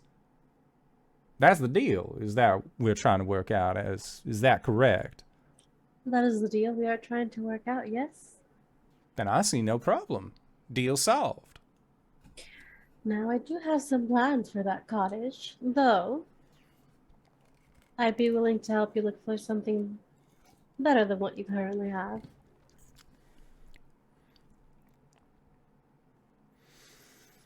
Make a persuasion check. Also, you don't really need to speak with Jingle Jangle unless the caches are magically locked. I can teach some of your more dexterous bullywugs how to lockpick. So how loyal are your people to the throne? Oh, they're very loyal. They are incredibly loyal to the throne. Okay. And Murgot, you can see behind him, is just shaking their head. Not really. 18. 18. Okay. Okay. Yeah, he's hearing what you're putting down. He's picking it up. I would like the opportunity to work with you further than just give you a cottage, which I do have plans for, unfortunately, but I would like to explore what might become my new realm and give you a more advantageous spot if we are to work together in the future. How about this, Lady Alessandra? You Mm-hmm. would be taking over the Hag's cottage. Would you need royal guard? Murgot here is excellent with a sword. We could set you up. You have plans for the cottage? What if another band of adventurers shows up and determines the same thing that you have? Now, we would like to pledge our loyalty to you, but what better way to do that than to give you our bravest blade? Pamferdam's gonna Insight check. lead into Vice. If we just drop this one, do you think Margaret would be able to work with us? Considered it. I considered it. Shit, where's my... Yes, Sorry, I don't keep think they closing care who's my, in the chair. Insight... Insight is charisma? Wisdom. Wisdom. 16 for insight. Okay. So insight. Yeah, he doesn't seem like he is. He doesn't seem like he's necessarily like trying to put one over on you. But you know that if you had guards that were sponsored by the Bullywugs, they would still technically respond to the Bullywugs. Mm-hmm. But he seems to think that putting Murgot in its place would, like, haha, like, if anything happens, at least I have my woman on the inside. But Murgot already is like, I'm just trying to do the best for Downfall. So you think that, like, he is giving you the most loyal person to the people right now. Mm-hmm. Well, Really, mhm. Go ahead. Hmm? You were gonna say something? Oh, I'm mumbling for now. Oh, okay. And how do you feel about this, Murdoch? And Murgot, you can see, is just like, there's a deep sigh, and she looks at your group. She makes eye contact with you, Vice. She looks over at you, Pam. Do you give her any inclination as to what you've been pantomiming to each other for the last little bit? Pam will make a tilt gesture with their head, trying to convey that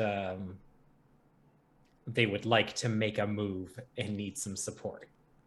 Vice probably has moved his coat to the side to reveal the rapier hilt, and he has a palm just set on it.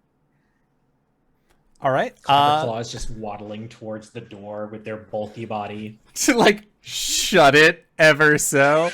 The door is shut, thankfully. So, yeah, Pam, if you or Vice would like to make a persuasion check with advantage, depending on which one of you would like to be the one to start instigating this. Murgot does seem amenable to this.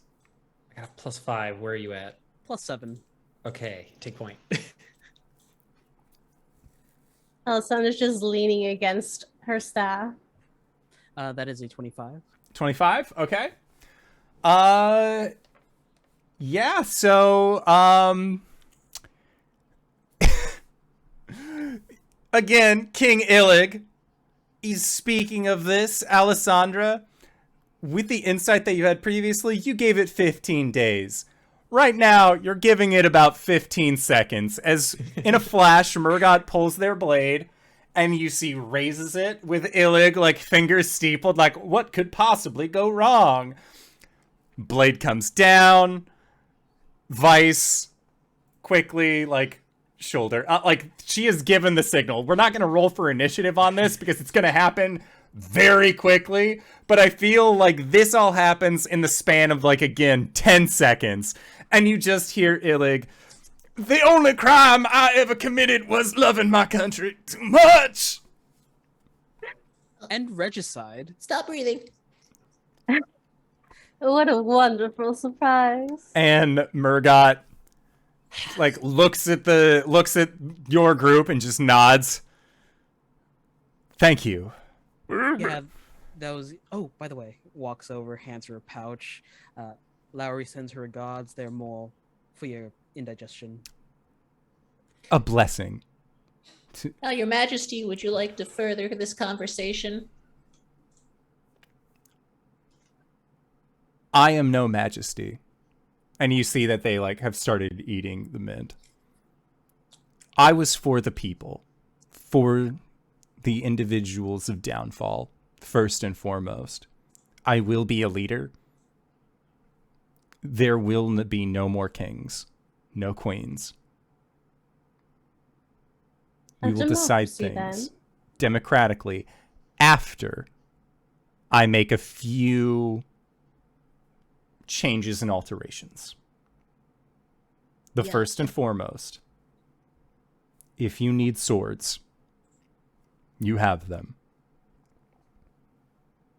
If the Harengon need blocked, while we cannot vouch for Agden, who we recently saw going to speak with Bavlorna, Oh, shit. we will do our best within the last set of hours. Whisper, can you go find our friends and tell them danger?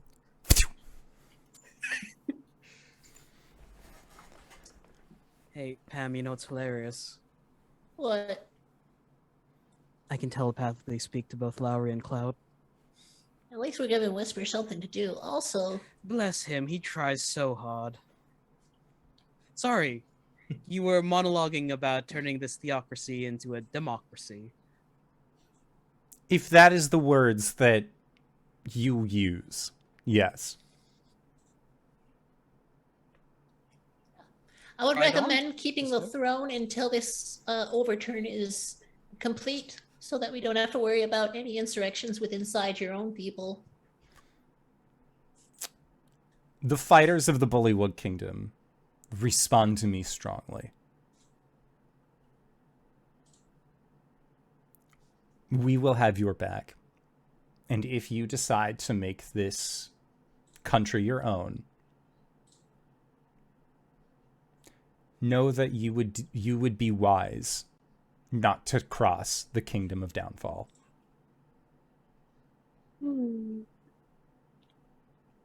This is not a warning. This is a statement. I Simple as like that. you.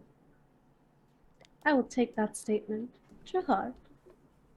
I have no interest in upsetting your place of residency. If anything, it'd be better for me to see it prosper.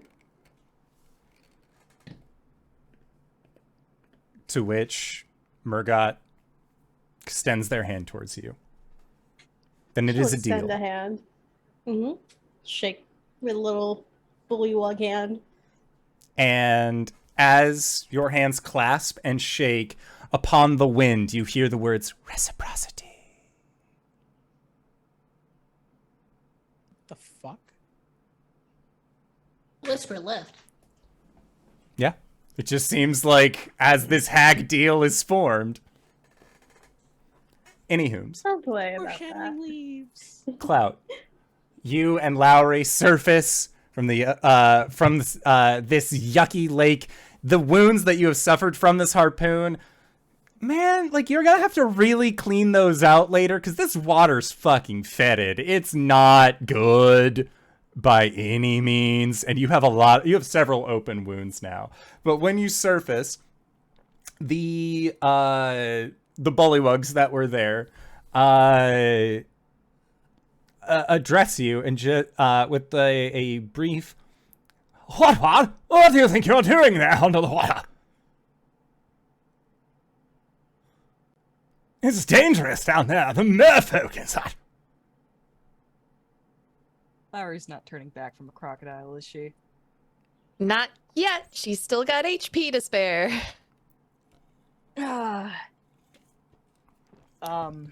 We seem to have taken care of them for now, but more will eventually come from the swamp. A dangerous Right. place. We have a chore or two to do here. Thanks for that help. Yes, of course. Chores? Like what? Folding laundry? Something like that. They just sort of like nod towards you. Are you like trying to like, okay, we can do our thing again and like show them off, or I don't know. He's like got one arm over a crocodile with a mushroom hat, and the other arm is just holding a wound in his side, and he's just like trying to think of a way to get these guys to leave. if you Lowry's- need healing, we can take you to the medics near the Grand Gazebo of King Illig I. A grandiose king, wonderful man. Truly for the people. Hop, hop, hop, hop. Lowry's just there floating a little bit as the crocodile doing the mouth open. Don't come near my person thing. He is mine. The hiss. So, you really like your king, huh? Yes, he's the best king that we've ever had. Hop, hop, hop, hop, hop. Would you say that you are the most loyal of his subjects? One of, if not the most loyal, and the other bullywugs that are near, just, yes, Kyle is very loyal. Yes. Kyle? His name's Kyle? Yes. Very noble. Family name. I am Kyle the 17th. Well, And he thanks shows for- you his family crest, and it's like a weird star where like half of the star is like black and the other's white. Sorry, when you turned to the side like that, I thought he was gonna like show us a tramp stamp. It's Kyle's version of one of those. The tramp Oh, stamp that says Owen. Kyle in plain text. Comic Sans. Oh, all these fantastical creatures. And then we meet Kyle. Well, thanks again for saving us. Yes, of course. I remember you. You helped put King Illig into his position of power. I don't know if you remember me, but I was his loyal follower who tripped on the wine. That was some pretty masterful work. I Yes. Years of acting classes. remember that. And Cloud, as you are thinking this, you hear a whew as Whisper just bops right next to you, and in Whisper's way of speaking to you, there's been a murder.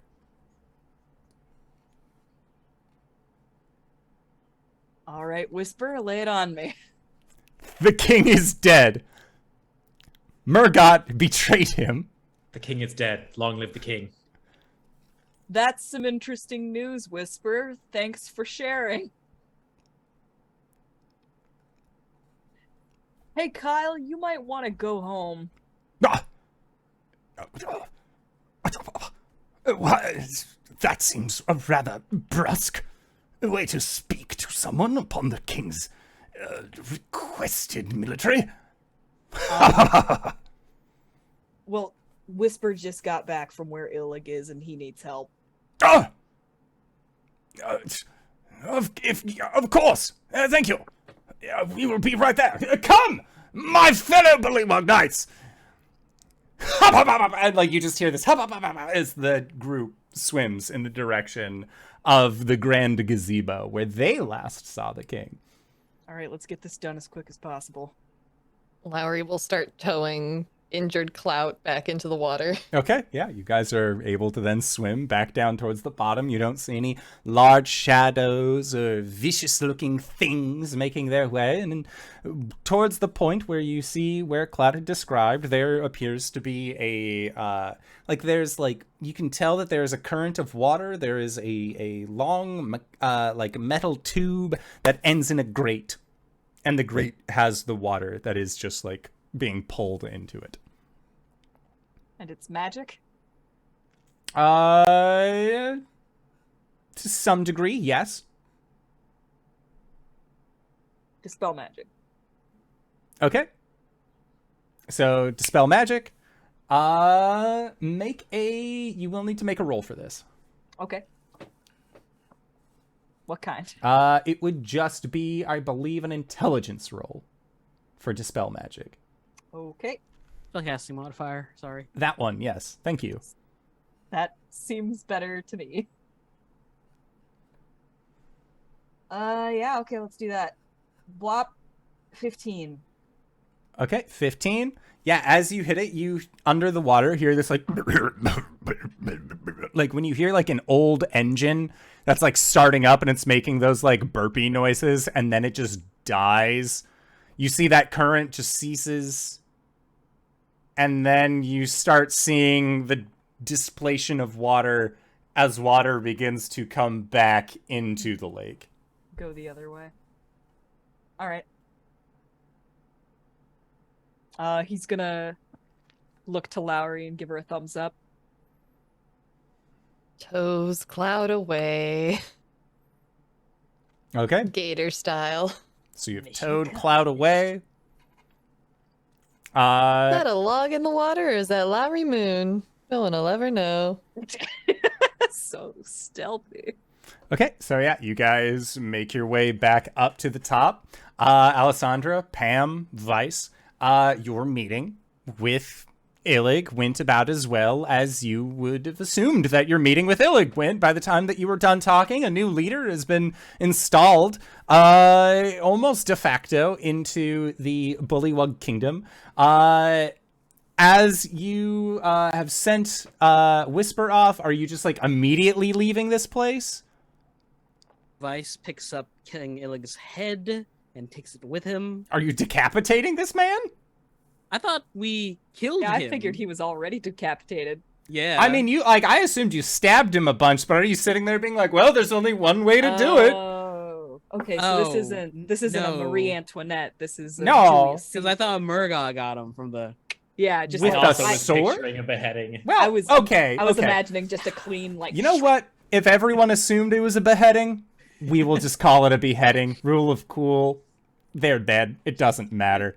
You Well, can it take is their time with after it. all a democracy now. It is a democracy. Wait, what's a democracy without the head of your previous ruler?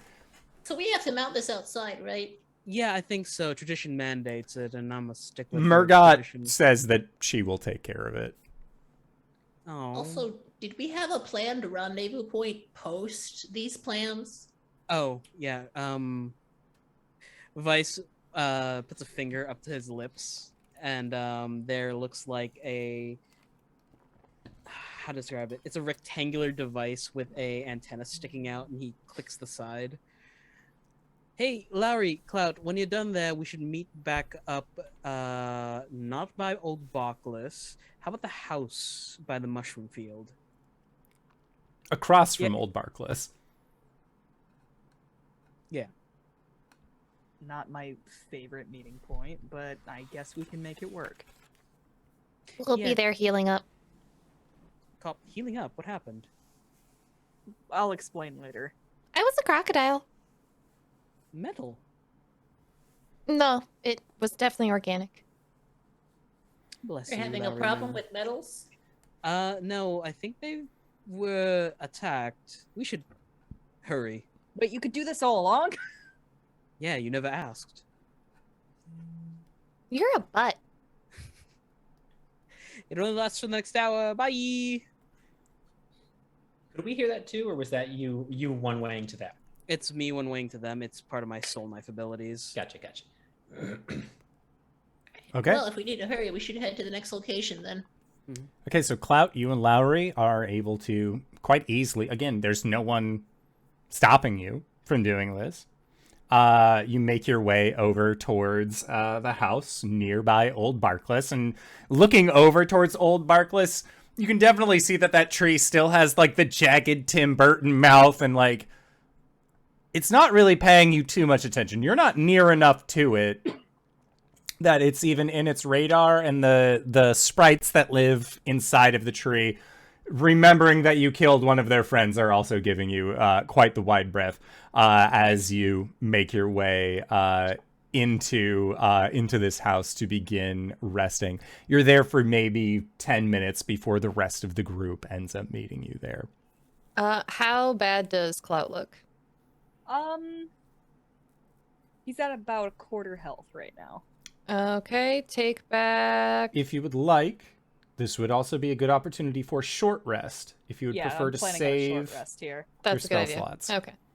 Never mind. Particularly because bards are good for short rests. Clout We'll will just spend it die as well. Clout will sort of wince as he sits down on a chair inside the house. He gets out the Folkluken and sort of like tips out all of the water from inside. And he maintains it a little bit, and he'll play a few chords and he'll do his Song of Rest. So if you roll a hit die, you gain extra shit. Hold up. You gain a bardic inspiration roll, I think, or an extra d6. No, if you are any friendly creatures who can hear your performance, regain hit points at the end of a short rest by spending one or more hit dice. Each of those creatures gains an extra d6 of hit points, which is 6. Nice. Yeah, I'm back up to full. And Lowry, you can stay as an alligator for like 2 hours. Oh, she would have dropped it. Oh, okay, cool. Yeah. Because you get all your things back on a short rest as a druid, or at least the shape, wild shapes, I believe. Yeah. Yeah. Yeah. So the group is reunited. There is news. Hey, whoa, what happened to you? Did you have fun? Yep. No, nothing At in that least water was smells fun. like you accomplished your job, right? Yeah, it's done. And prestidigitation, lilac, prestidigitation, lilac. Can I smell like oranges? Citronella. Hey. Lowry is just laying on the ground next to Clout, just like full on starfish, spread out. That's a mood. Right. Well, we managed to get the Bullywug people behind Alessandra's change of command. Yeah. That's very fun. Quite a show, really. We were attacked by giant catfish with harpoons. Oh, that sounds Ooh. fun. That does sound fun. It didn't feel fun. Well, like just like regular animals, or did they look like guards? Like very muscular, like weirdly muscular. Don't Really know what buff their catfish people. I I dig don't know what that. their deal was. Did they get away? Well, No. not really. Not really. The bullywugs came and backed us up. One of them's gonna be really mad. Okay, so but they are then the ones that attacked you though are dead then? Yes. Yes. Okay. And Cloud and Lowry, you were told that in several, like, in a selection of hours, possibly a day. More will show up, but generally there are usually no more than 2 of these large catfish. The bullywugs try and take care of them as quickly as possible. So, if we move quickly, if we need to go back into the water, now would be a good time, but I don't think we will. Right? No, I think we're fine on this end if you've disabled the effects, the pump. Okay, good. Good. I do not want to go back into that water under any circumstances. Yeah, it looks like sewage down there. It tasted horrible. Oh. We managed to shut down their escape route, so hopefully we won't have to. It sounds like we've set all the dominoes up then. Yep. All right, diplomacy first. Hmm. All right then.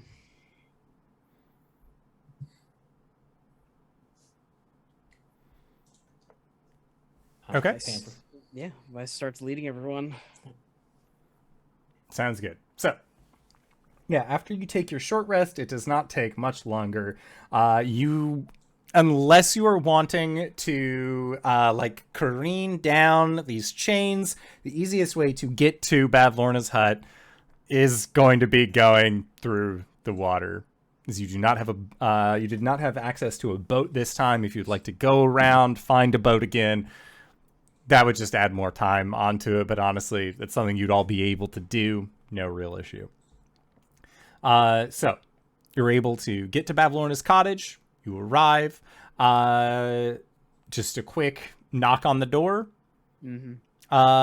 And with the knock on the door, you hear a quick set of there's like it's like a skittering sound that seems to come from inside of the hut, and the door opens and you can see that there is Bavlorna greeting you. But if Bavlorna was only about a foot tall and like grabbing onto the side of the door and the door handle and just and like as the door pops open, and you've seen these miniaturized Bavlornas before, you know that these are she calls them her lornlings. These are kind of like her miniaturized servants. Hi, we're here to report to Lady Bavlorna Blightclaw. And you see them like the girl from The Ring. They just like scuttle down the side of the door onto the floor, and then just like on all fours, hot elbows high, knees at odd angles,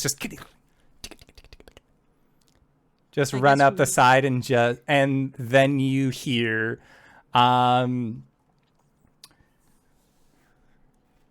it seems you did more than I had asked for. And you hear a plap, plap, plap, plap coming down the staircase of the study as Bavlorna comes into view. Pam's going to pull out and palm their vial of dragon's blood and be at the ready. Bav, you still look as awful as ever.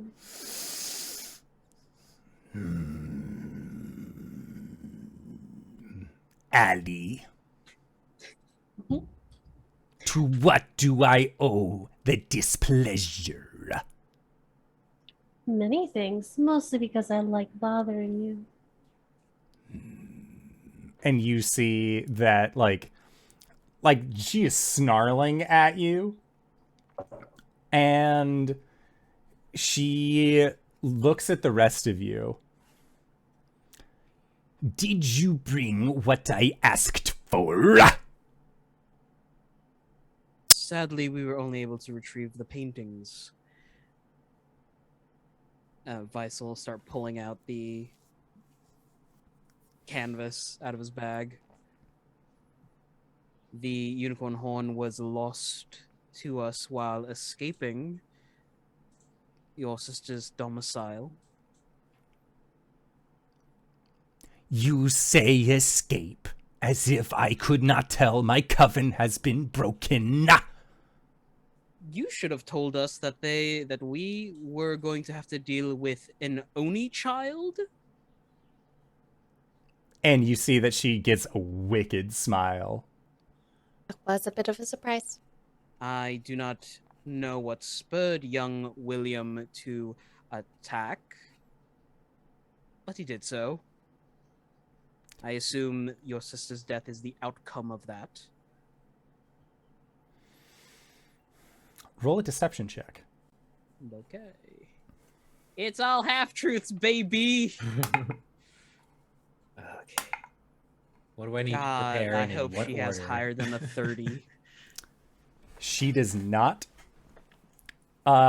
She on her insight got a 24 though. So good on you for rolling hot. I'm glad Vice is doing the half truths. And she says, "That was not part of the deal. You Neither lost was- the horn. This is not my problem."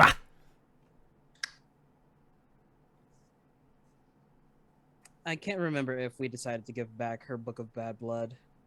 You promised that Lowry you has would. not mentioned it, but yes, that was part of our terms. Okay. 3 promises. The portrait of my sister, the unicorn's horn, and my book back. Oh, One of these things you have failed to deliver. Actually, a second one is partially delivered. And Lowry's going to reach into her bag and pull out just the severed pages from the book that Scabatha had ripped out. I found these. I think that's your handwriting. And she snarls again as she walks forward, and you see that she will step into her pool, which you can see the lining. Like normally where there's like a high water mark, the pool is noticeably lower. And she almost does not seem to be paying much attention to it. And the door closes behind your group. And when you look back to hear the shut door, there is a streak of blue that accompanies it. And you see that there is a rabbit man, a Harangon known as Agden, with one hand on the door. And Bavlorna says, "When we agreed, one of the caveats was that if you were not unable to deliver these things to me, that I would be able to eat one of you." Vice looks over at Clout in a glance that Clout would probably know as, I'm about to act up right now. Yeah, as soon as Agden became visible, like Clout tensed. And there is a look between the two of them. And Bavlorna says, "But I am not just eating for myself. I am eating for 3. And her lower jaw extends down over a foot long as you see 2 smaller Bavlornas crawling their way out of her agape mouth. And I'd like for everybody to roll initiative. right. Gross. I've gotten a shot off on Agden. As part of the While initiative these- order, you're pretty good at Dex. So is he. So we're just gonna roll it into initiative. All right. 13 for Lowry. Beedly, beedly, beedly, beedly. 8 for Alessandra. 20 Okay. for Vice. 20 for Pam. Oops. Or 200 because my O hit twice. And Clout. 10. Okay. Thank you all. Can we get an initiative for this one? Yes, we can. Thankfully. So, in the room that you are currently in, from what you are able to see, there are the 2 Lornlings that are making their way out of Bavlorna's mouth. There was also the one that opened the door, and there was yet a fourth one that was tucked into one of the corners of the room. So there are 4 Lornlings in total, Bavlorna as well as Agden. So that is right there. I'm going to be posting that in our Wild Beyond the Witchlight chat. There you go. And then Satan, I will send you a copy of that as well, just so that way you can see who's going in front of you, that sort of thing. So at the top of the round is going to be one of the Lornlings that was already there. And they are going to take a quick little like scuttling rush towards... They would want to go towards Vice. As Vice, you had been the one speaking the majority of the half-truths. And it seems like Bavlorna also finds you the most delicious looking out of the group. So, you know, props on being a snack. The Lornling is going to... That is a 12. No. Does a 26 hit? Only just. And a 15? Does not hit. Okay. So, let me just check here real quick.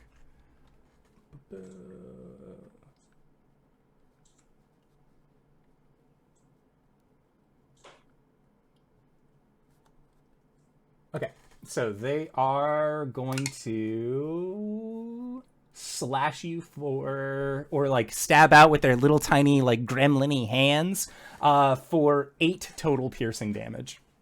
Got it. Next up is Agden, and Agden being directly behind your group. Let me see. So, Pam, you have been, like, holding on to this, like, dragon's blood vial. I was going to ask if, since I was doing that in preparations of things getting sticky, since it got sticky, can I have used it?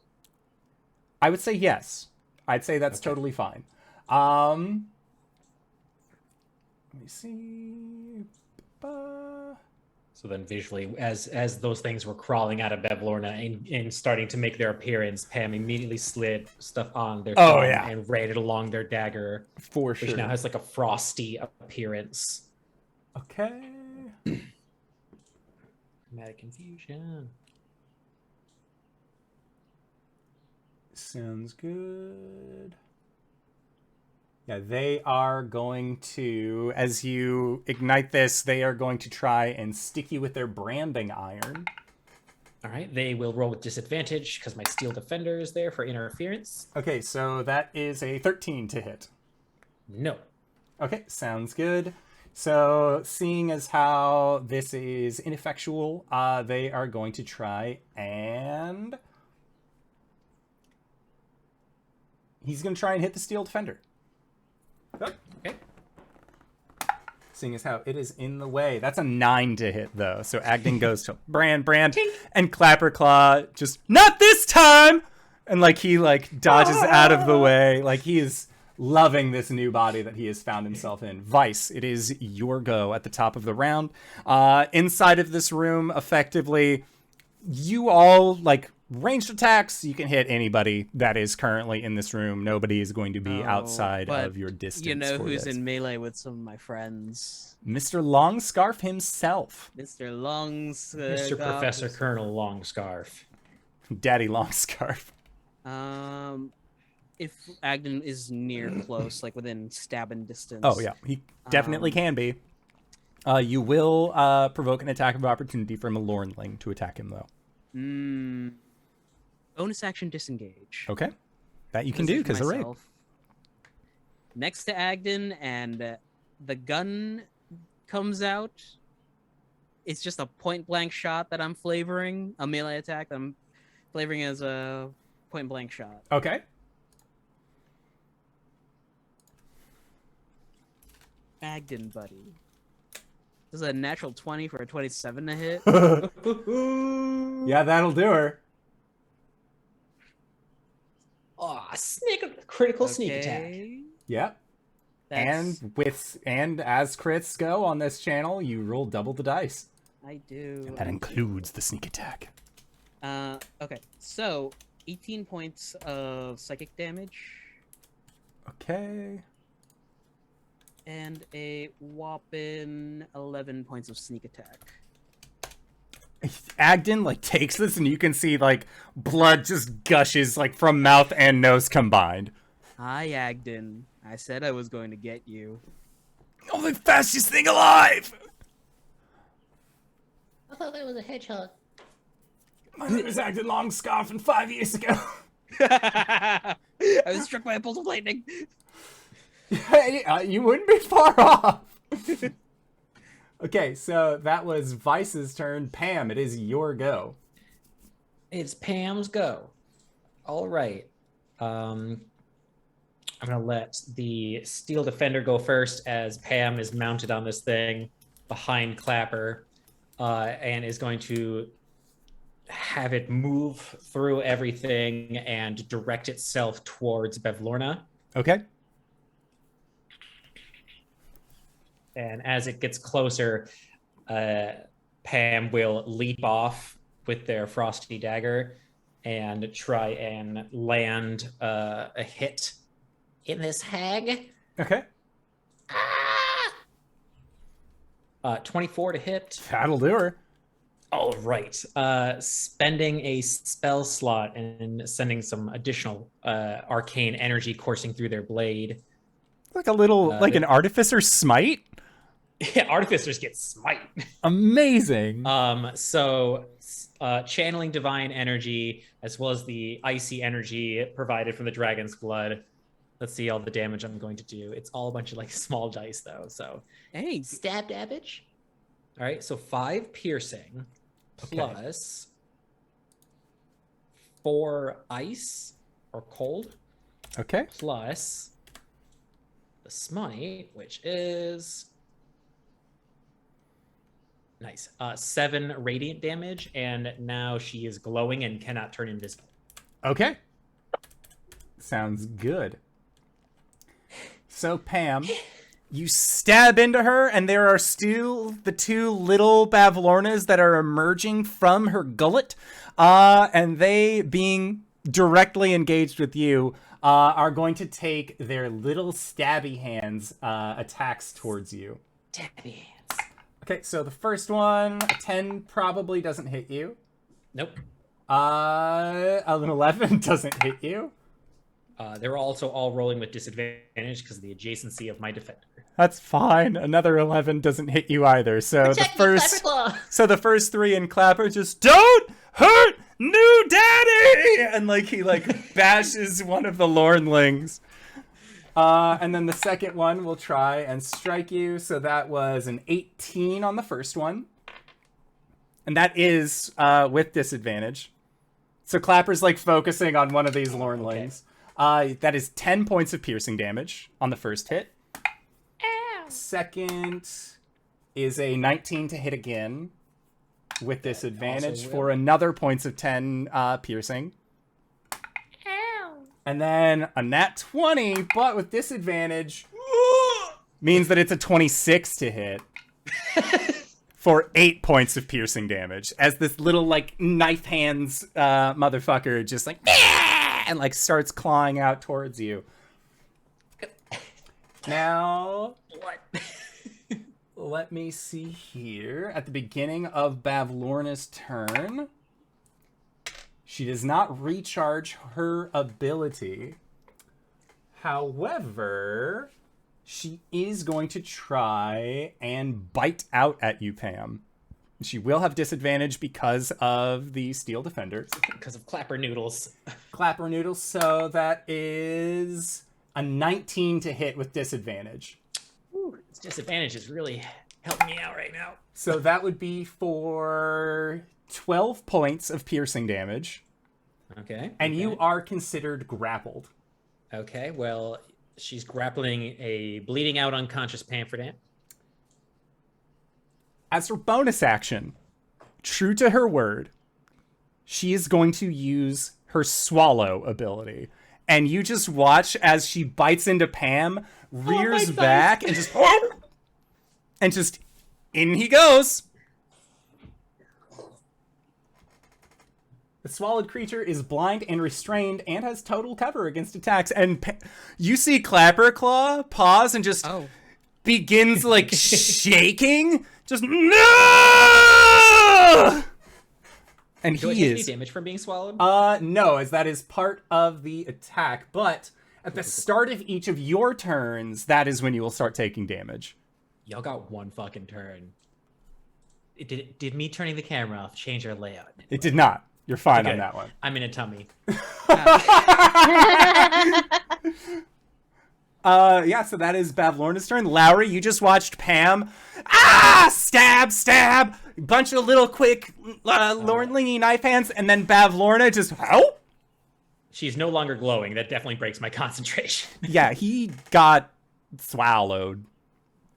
Lowry is going to get pissed off that Bavlorna and this stupid rabbit are here, and she's going to snap her attention to what's his name? Bunny Boy. Agden Longscarf. She's got a bone to pick with him. So Lowry, you hear from your hat. Show them. bonus action Hex. Disadvantage on ability checks that revolve around Dex for Agden Longscarf. Okay. For her action, she's going to use Wild Shape to activate Symbiotic Entity, and she begins to glow with the same eerie glow from within that everyone saw when they were by the pool and the unicorn had been attacked. And her eyes are just glowing bright white as she's staring down this herringon. And now the show truly starts. And that'll be her turn. Okay, next up is one of was the little Lornling that had initially like closed and opened the door, and it is going to act on Mummy's directive, and it is going to try and scratch out towards Alessandra. So that is a 20 to hit. That does hit. Okay. Oh, also, who am I near in the room? You are near one Lornling and Agden Longscarf currently. Now a second Lornling as well. Okay. So Resolve two what you're doing. Lornlings, If one Agden. that second Lornling just came within 10 feet of me, I have something for it. It did.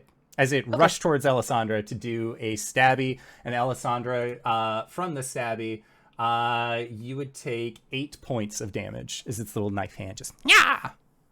But How it did cute. arrive within 10 feet, so Lowry.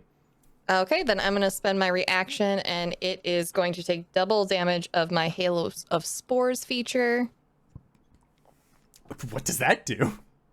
So as a reaction, you can deal 1d4 necrotic damage to a creature you can see when it moves into a space within 10 feet of you or starts its turn there.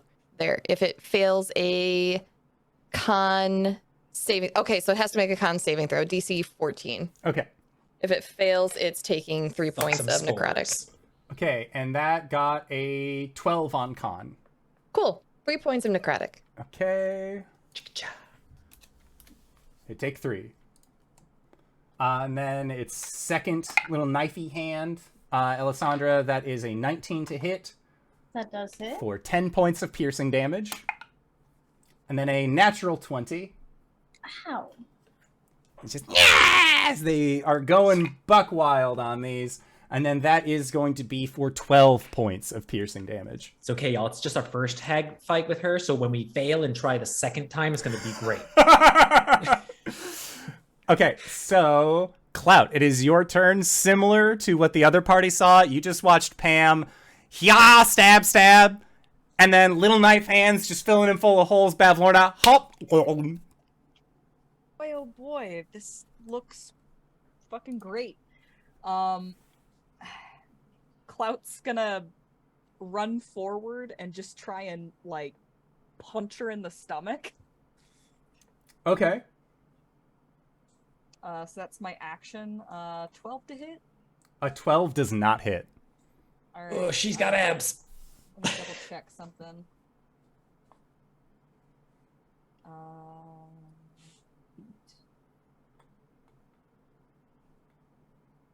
Right, okay. I have to hit in order for that to work. That's not a huge deal. I imagine that like he connects, but it just does nothing. Okay. And like he just sort of like looks up at her like, oh shit.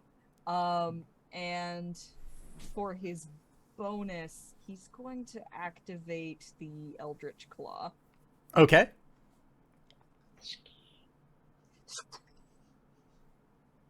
The makeup burns away, and there's a glowing green crow's foot on his face.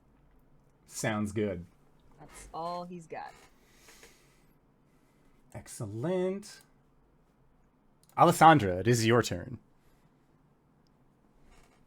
She's going to look down at the Lordling and just give a little ugh, and then look back over at Babs and say, "You always did have a disgusting way of doing things."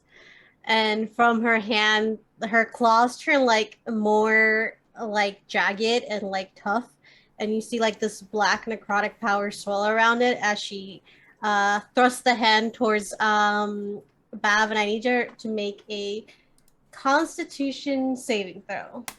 DC 12, it's low. 26.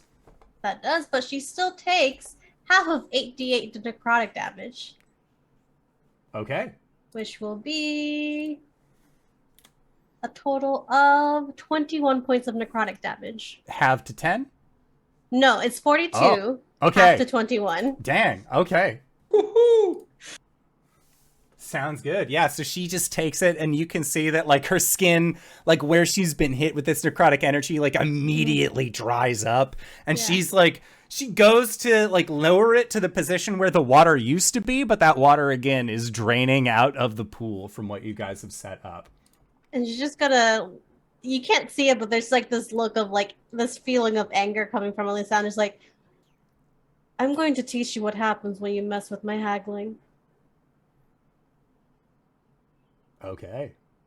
Next up, Lornling the Second, who initially had rushed up to try and strike out towards Vice. So they are going to continue to strike out towards you, Vice. That is a 14 to hit. Yes. Miss? Okay. Yeah. Second attack, less than a 14. Third attack, a modified 20. That is a hit. Cutting words. Cutting words. Okay. Subtract 8. Subtract 8, so that would be a 12. No, If actually subtract 4. I meant to say a D8. Okay, Sorry. so that would be 16 in total. That just misses. Okay, Get fucked. sounds good. Next up is Agden. Agden, whom you have just shot point blank. And seeing this situation, they are going to strike out at you, Vice, with their branding iron. But that is a 14 to hit. So they are unable to do so, and they're going to try and strike out again towards you. For a 23 to hit. No, actually. 17, 18, 19, 20, 21, 22. Yeah, that'll still go through. Okay.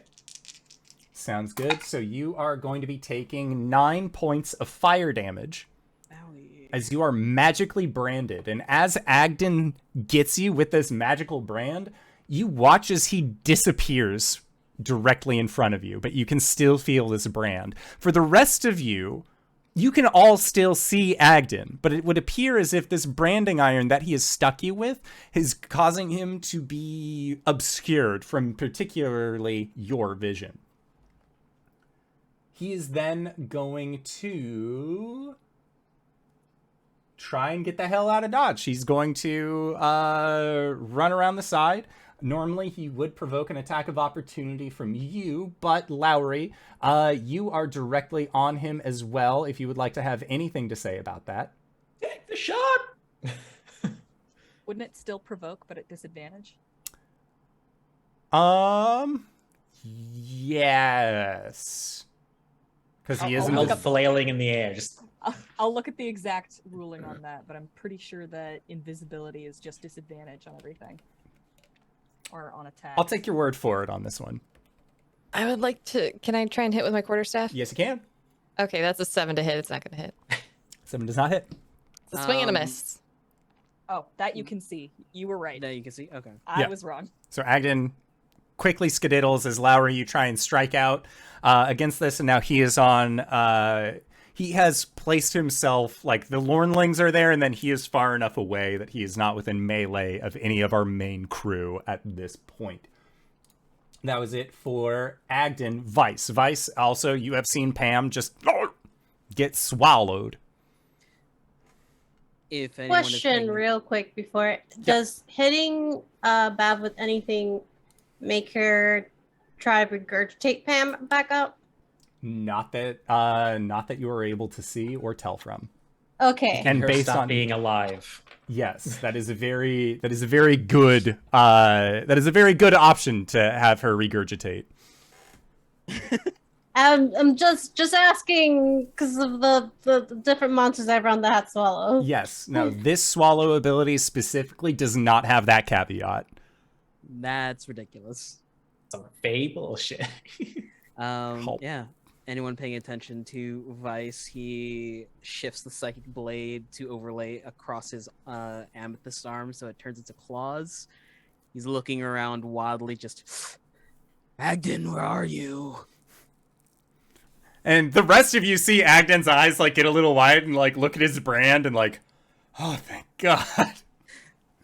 Please, someone dispel magic on him. That'd be Or so- point for the love of God. Not seeing Agden. There are two Lornlings that are clumped up, right? Yes, there are. Can I have them make a Dex saving throw? Yes, you can. Is it Dex? I apologize. I should be looking at this. Breath weapon. Yes. DC 13. Okay. For a 21 and an 18. That is a pass, but they do take half of 10 points of necrotic. In total? Force damage. Yeah. Okay. So, as it would happen, the Lornlings actually don't have that many hit points. And both of those Lornlings disappear. So now there is just Bavlorna, Agden, and 2 Lornlings. And those 2 Lornlings were the ones that she regurgitated directly. Well, if I can't find you, I'll just have to deal with your employer first. Okay, next up in the initiative order, Pamferdam. All right. Well, I take damage At the start of your turn. beginning. So So you'll bop, take... bop. It doesn't matter because it's not enough to like kill you. It's automatically 2 fails, I believe. Right? That is, I believe, just from melee attacks, not status effects. It's damage. It's is it damage in yeah, general? I believe- Okay. Yeah, if I take damage. Okay, So yeah, I have so- just a 50-50 roll. So I'm going to start with the Steel Defender, who can act while Okay. incapacitated. Yeah, that's good. Let's get that done. Alright. Let's get that done and taken care of first. Clapper is going to try and smash one of the Lornlings, seeing how it seems to be a bit more easy to kill than Mom. So Force Rend, where is the... What do I roll with? There is like a strange bestial roar that seems to be like emanating from the core of this defender that you know Papa! isn't from the defender itself. Like Clapper has unleashed something inside of him. And Clapper, when they slam their tentacles down on the thing, rolls 25 to hit. That'll hit. Doing 1d8 plus 3. Doop, doop. 4 force damage. Okay. It is not crushed outright, but it seems like that is still a pretty sizable amount for a Lornling. And then that is it for them. So I will make a scary d20 roll.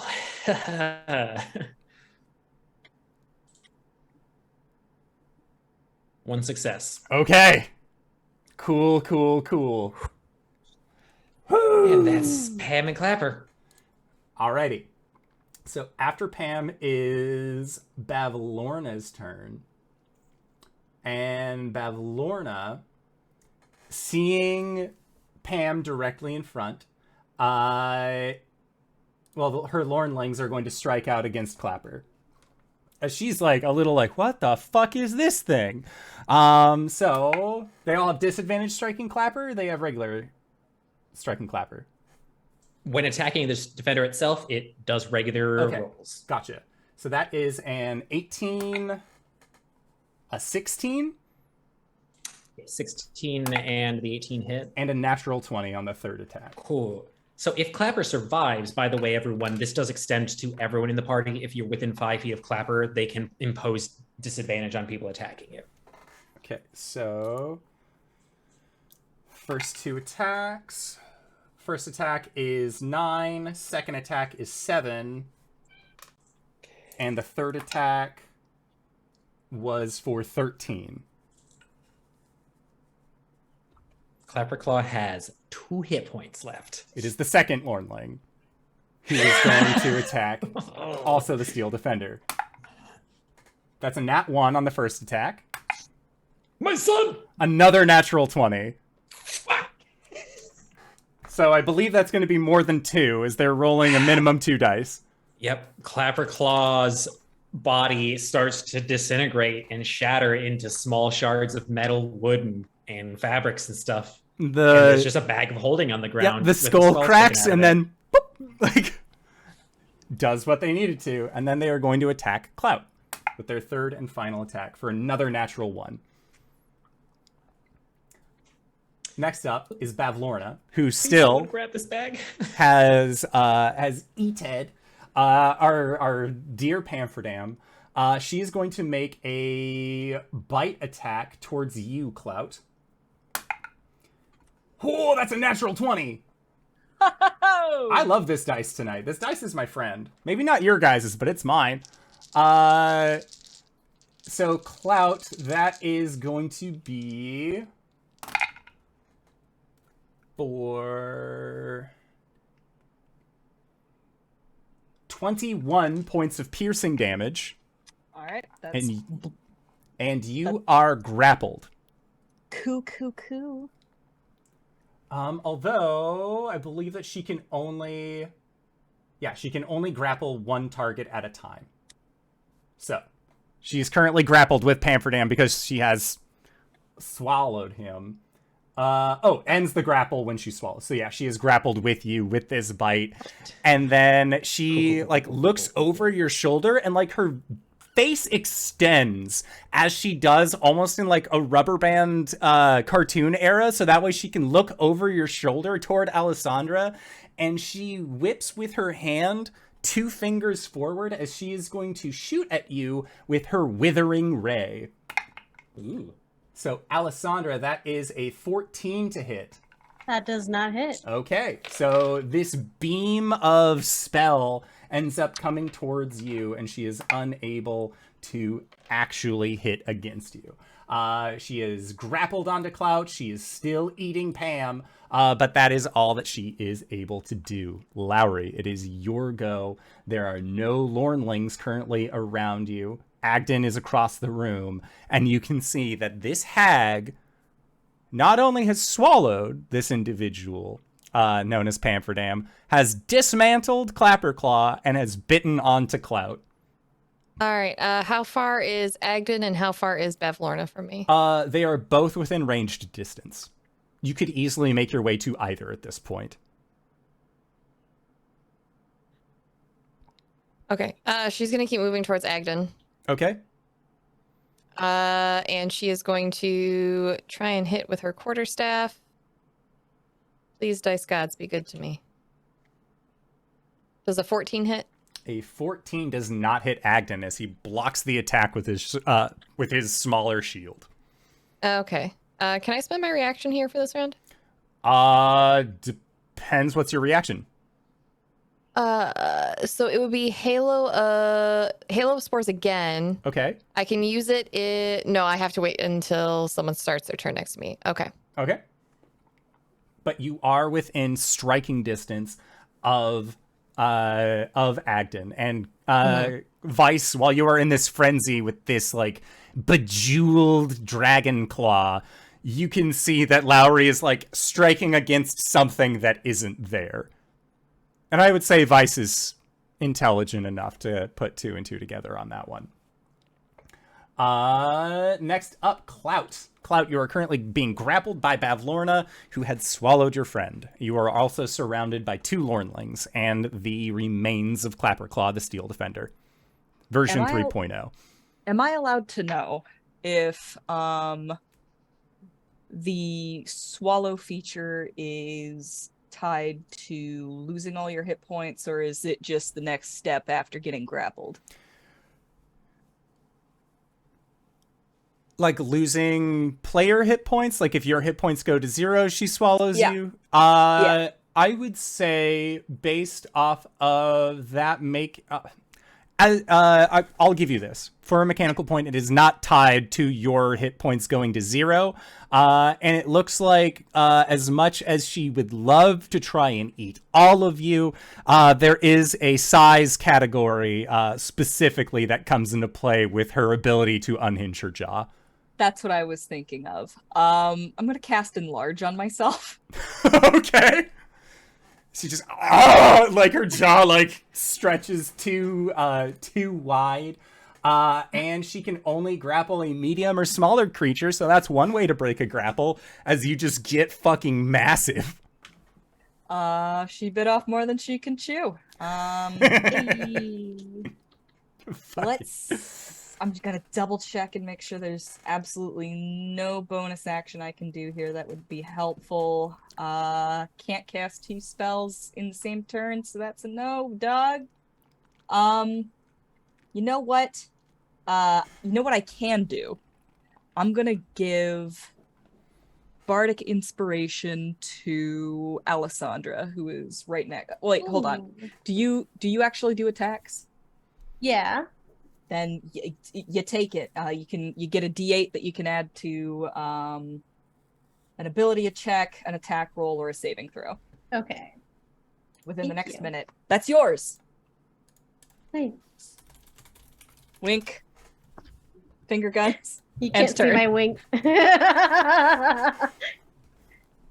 It's a big wink from Clout, because he's now massive and just, Okay. So, Clout, that was your turn. Next up, Alessandra.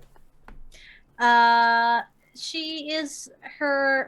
arms are getting a bit longer and start to match more the wooden texture of her horns as you hear certain, like, it starts like bone cracking, but then it sounds like wood cracking, that's straining, as she gets kind of spindly. That's just for failure. This is not a part of the spell. And her other hand also gets very beast-like thick claws as more necrotic energy is shooting from it towards Bavlorna. And I need her to make another Constitution saving throw. Okay. That is a failure, I believe, unless a 9 beats your It does spell not. save. So she will take total of 43 necrotic damage. Okay. Yeah, she yelps in surprise as you deal her a mighty blow. Things have changed since the last time I seen you, Bav. Okay. Sounds good. Yeah, and she just kind of hisses in your direction. Vice. You see that Clout in his like pugilist stance is fucking massive in the middle of this pool. Lowry is striking against something that isn't there, and Alessandra coolly from the back is just pew, pew, pew, like she's just shooting in the same direction. How does Bavlorna look? We skipped Agden. Right. It will be Agden at the start of his turn. Your Okay. reaction triggers for the Halo of Spores. Yes. Okay. Con save. Con save. That is also a fail unless a 9 beats it. It does not. So let me roll that damage. 5 points necrotic. 5 points necrotic. Okay, he begins to take a rather yucky cough, but he's still up and moving. he is going to try and strike out at you with his branding iron. Seeing as how, hey, if it ain't broke, don't fix it. So that is a 26 to hit. Unfortunately, that does it. Okay, so Lowry, that is going to be for 8 points of fire damage. Okay. Okay, and he is invisible against you. So he's just going to try and hit you again with this. That seems to be his an MO of his. That's a natural 1 for the second strike. Again, he's coughing very much at all the spores that you have just like plumed up in his general direction. And then he is going to run to the other side of the room now that you are no longer able to see him. Okay. Okay, so Vice, it is your go. Last you saw, Lowry was attacking something, and then she got branded as well with Agden's iron, but you were still unable to see Agden. Okay. How is the hag doing? The hag is looking... She's looking bloodied, for sure. Okay. There are still 2 of these like little Lornlings that are next to her. There's also a Clout, correct? There is also a Mega Clout. All right. Vice is going to level his gem hand at the hag, and what looks like a spike shoots out from the wrist. Okay. But I'm also going to use a bonus action to steady aim, which means I do not get to move this round. But I attack with advantage. Sure. Yeah. Does a 21 hit? Yes, do. All right. She'd be taking... Please roll. No?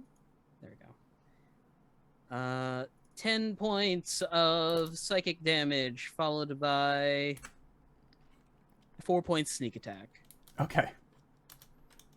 She is still up, but you have definitely done her a dirty. So, That's my turn. at the end of your turn, going on to the next, Pam.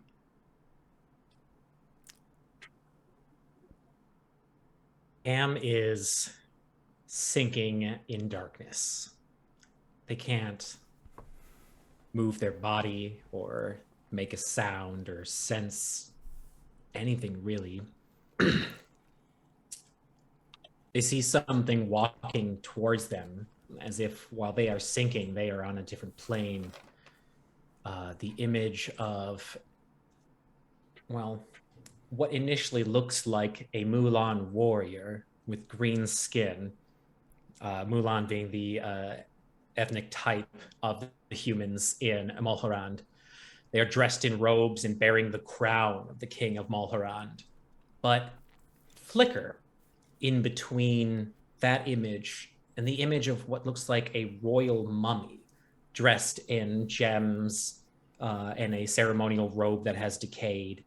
And behind this spirit looks like a solitary man reaping the fields of reeds behind them. And this spirit introduces themselves as Osiris and lets Pamferdam know that it's time for them to finally rest. Pam reaches out a hand finally and takes their god's hand and travels into the field of reeds behind the person reaping the fields as everything fades away and Pamferdam dies. Okay. Back on our current plane of living existence, Clout, there are still 2 Lornlings that you are next to. They're going to strike at you. So that is a 21 to hit. Yep. A 27 to hit. Oh, yeah. And then another natural 1. So they get 2 strikes against you. for 7 points piercing damage. Make a con save or a con check for the enlarge. I'm good. And the second attack does 10 points of piercing damage. I've got 2 hit points. Okay. So that was the first of the Lornlings. Second con save is good. Okay. Second Lornling also going to try and stab out at you. Oh fuck, there's more. Yeah. That is a 27 to hit Yep, for 9 points of damage. I'm down. And then that Lornling is going to rush up towards Alessandra, and they are going to make the remaining 2 attacks against them. That is a 21 for 10 points piercing. And a 22 for 8 points of piercing. As their little stabby hands are going wild. Next up is Bavlorna's turn. And inside, you can see that bulge in her stomach where you knew Pam to be begins to writhe and squirm as you see what look like sets of small hands begin to creep their way up her abdomen as her mouth extends again. And rather than attack, she is going to use her Create Lornling ability as she vomits out 2 more of these Lornlings. And they will take their turn immediately after hers. So there are now 4 Lornlings in total, as well as Bavlorna. And those 2 Lornlings are going to... They are going to actually... One is going to race towards Alessandra. The other is going to go past Alessandra towards Vice. So, towards Alessandra, that is a crit. And that is for 12 points of piercing. Okay. Second attack. That is a 15. Does that hit? No. Okay. And third attack, less than a 15. So little knifey hands going wild, unable to combat Vice. You stood still. This little Lornling is making its way towards you. That is a natural 1 on its first attack. A 22 on its second attack, this time dealing 7 points of piercing damage. And the third attack is for 22 again for 10 points of piercing damage. Not quite at 2. Lowry, it is your go. And Lowry, you have just watched as Clout now has also dropped next to the scattered bits and bobs that were the Steel Defender. And your hat, speaking to you, whispers, laughing almost, "It's happening again, and again, and again, and again."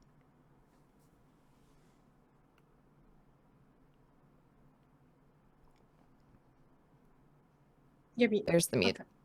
Okay. Normally, Healing Word is a bonus action. Can you cast it as an action as well? You're unable to. Unable to? Okay. Yes. Clout, you're going to have to survive for 1 more round because I have to drop my wild shape. Don't fail those death saves. All right. So I'm going to drop my wild shape and instead, did I see where we're in a little bit of water in this room, right? The center area is a pool of water, but the surrounding area is basically like a poolside kind of thing. Okay. Did I notice in any of the wet areas, did I notice any rabbit feet You did not. splashing through water? Okay.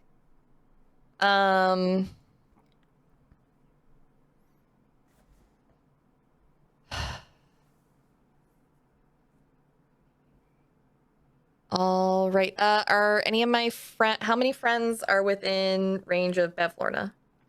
Just within 5 feet. In 5 feet range, just Clout. Just Clout. Okay. Yeah, just Clout. I'm going that to you were able see. cast. I'm going to cast Flaming Sphere but I want to put it on the opposite side of Bavlorna from where Clout is, Yep. so that Clout is not in the 5-foot radius of the sphere. Yes. Okay. And she needs to make a dexterity save, correct? Let me brain go Bert. Let me double check. It's also going to be upcast at 3rd level. Okay. Spears of Fear and Fire. Your choice. Creature that ends its turn within 5 feet of the spear must be. Okay, so on Conjuring, since I'm not using a bonus action to ram the spear, damage won't happen until I either use a bonus action to ram the spear into them or they start their turn or end their turn next to the sphere. Okay. Sorry. Okay, yeah. All right, Totally so fine. that's my turn. Sounds good. So that is Lowry. Next up, Mm-hmm. Clout. Right, time for death saving throw. Rolling. Ooh, that's a 3. Okay, One that is fail. 1 failed death save. How dare. Usually I die immediately. I don't usually get to this point. Okay. Alessandra, you have 1 Lornling directly in front of you. Behind you, there's another Lornling directly on Vice. You see that there are 2 of these other ones that are near Bavlorna herself. And then there is Bav. And Bav looks at you like it has never been about who is stronger. It has always been about who can survive. Hmm.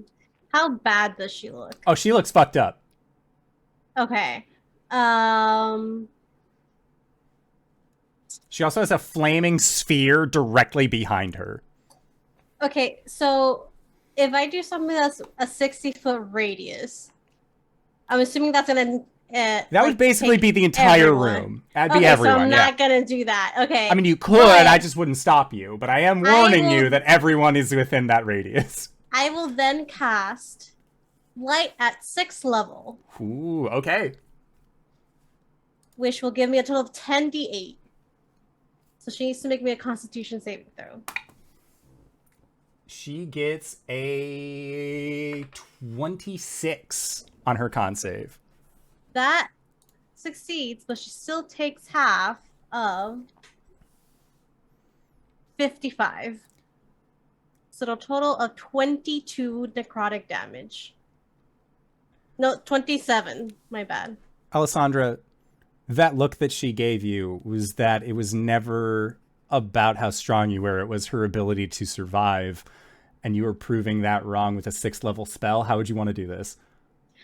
There is just necrotic energy that's coming from like the dead bodies and the dried out flesh, and from Alessandra herself, as the crystals on her staff start whirring rapidly and glowing, and that same glow is coming from within herself, and you see 2 glowing eyes from behind the veil, this sickly purplish energy as it kind of amasses around her in almost, you know, that effect of like waterbenders, like where it's the water like flying through the air. It's like that, but it's this thick viscous ichor that comes from Alessandra, and it at first looks like it's wavering, but then it straightens into daggers as they all just jam into Bavlorna at the same time. And you see that color just fade into her from her veins turning black. Okay. And as Bavlorna's veins turn black and she like stands and sort of looks at you, Alessandra, and begins to careen backwards. Alessandra, you watch as a rabbit man wearing a long blue scarf looks at the situation at hand, nods at you, and runs as fast as he fucking can out of this building. And as he runs, there is a pause, a brief moment where it's almost like you could see the rain stop as it falls. And Lowry, you and Alessandra can feel the rumbling. There is a contract that was signed, that was stated for a situation that occurred in this domain, that should something, in parentheses, unfortunate happen to Bavlorna, that power would be directed elsewhere. And Lowry, as this contract comes to fruition, you look over, and Alessandra, you take a deep breath in, and as you breathe, the world breathes with you. And that is where we are going to call it for tonight's session. So I'd like to say thank you to everybody who decided to stop by and join us for this wonderful session of Dungeons and Dragons. I know that we went on a little long, but we had some fantastic moments here during this final bout of combat. So I'd like to say thank you to everybody who decided to stick with us. Thank you to these players, especially all of these fine folk. I know I just said thank you to the players, but hey, RJ, where can I find you? What do you do? Hey everybody, I'm RJ. You can catch me at rjustice282 on Twitter and Twitch, where I tweet about the nerdy things in my life and sometimes stream with my friends whenever I go live. I normally retweet there, so go check that out. By the way, Sarah and I did a thing. Do you want to speak about it more? I don't know the official release date, so no. Okay. We'll announce that maybe sometime later. We did a thing. DanaeKeener.com. And that means it's my turn. Hey, everybody. I'm Sarah. I played Lowry Moon. You can find me all over the internet as TheHypeGoblin, doing character cosplay stuff on the TikToks, on the Instagrams. And I'm getting ready to start posting again over on YouTube. I have a new Sailor Moon cosplay, so all of that creation journey will be going up there. If you are following me as a Ko-Fi member, weekly updates are going there that will not be a part of the video. For members over there, and it's a fun time. I'm learning as I go. Also, if you want to mark your calendars, on Sunday, July 10th, I will be appearing at Virtual Horror Con in the Vitae and Petticoats Vampire the Masquerade 5th Edition Sabbat game at 9 a.m. It is being GM'd by Kat Smith and on the Gehenna Gaming channel. And it's going to be a lot of fun. Tickets to the virtual con are only $20, and it gives you access to a whole bunch of actual plays and a whole bunch of really, really cool panels with really cool people in the horror RPG genre. So yeah, come see me. It's going to be great. I'm going to sew a dress. DanaeKeener.com. I am Mediaflare. I have recently passed away as another character. You can find me on Twitch or Twitter at Mediaflare, where I, do the same thing everyone else does on Twitter and share a bunch of random silliness and occasionally talk about tabletop RPGs. You can hear me as Russell Gainsley, the freelance journalist in NetHub's news network on Star Citizen. You can also hear me in an upcoming video game dub, but I have to wait a little bit longer on that. You can find me on this channel on Sundays and Thursdays. Otherwise, you can follow my schedule on Twitch to see what else I'm doing. Thank you all so much. DanaeKeener.com. Speaking of DanaeKeener.com, hey everybody, I'm Danae Keener. You can find me at DanaeKeener.com. I do nerdy drawings, mostly related to D&D and a lot of things on this channel. You can also find me at Danae Keener on Twitter. I've got a pinned tweet there that's got my schedule, so you can see all the games that I'm playing in. So go check it out, DanaeKeener.com. Hey everyone, my name's Satan, and tonight I played Alessandra the Hag, now the Hag of Hither. Hither. It's your house. You can name it whatever you want. Whatever I want, okay? But I also played a bunch of other games, sometimes I'm on in the DMC, like Sundays at 10 a.m. EST. I'm over at the TheHypeGoblin's channel, DMing for her and a bunch of other of my friends, my homebrew world, so check that out. We'll be coming back from a long hiatus next week, hopefully. And I think that's all my games right now. Other than this, I don't have any other live games currently. Oh, you can catch me Saturdays, every other Saturday at Plot Hunters. So not next Saturday, because we played yesterday, the Saturday after. I almost died there as well. Fun fact, I only had 22 hit points left. Yeah, you can find me on TikTok at Alyssa Vamp. I'm posting most of my art there. You can also find me on Twitter at Alyssa Vamp, there with 2 P's, Alyssa Vamp with 2 P's, where I will also post art and just talk about silly stuff and complain about being sick sometimes. And if you've made it this Snakekiller.com. and if you've made it this far, you probably already know who I am. But if you don't, hey, Acorns, what's up? It's me, your buddy, your pal, your friend, the Indoor Adventurer, the showrunner here at twitch.tv/Indoor Adventures. We do shows like this on Monday, Thursday, and Sunday at 5:30 p.m. Pacific Standard Time. And we post all of our games and make them available at youtube.com/Indoor Adventures or anywhere audiocasts are being made available for free under the same moniker. But speaking of things that are being made available for free, we are going to be heading off to our Patreon-supported after show called Nights in the Courtyard. I expect that tonight is going to be a rather juicy one, so feel free to listen in when we post that first thing tomorrow. But in the meantime, join us on Discord. The link can be found in the Twitch chat to the side. Ask as many questions as you want, because we got some good ones already. I'm very excited for it. So hopefully we see you there. But with that in mind, I would like to say once again, thank you to everybody who decided to stop on by to join us. Thank you to Satan for joining us once again this week as a guest. And thank you to these players for putting up with my bullshit as well this week. And until next time, we'll see all of you guys. All right. Bye-bye!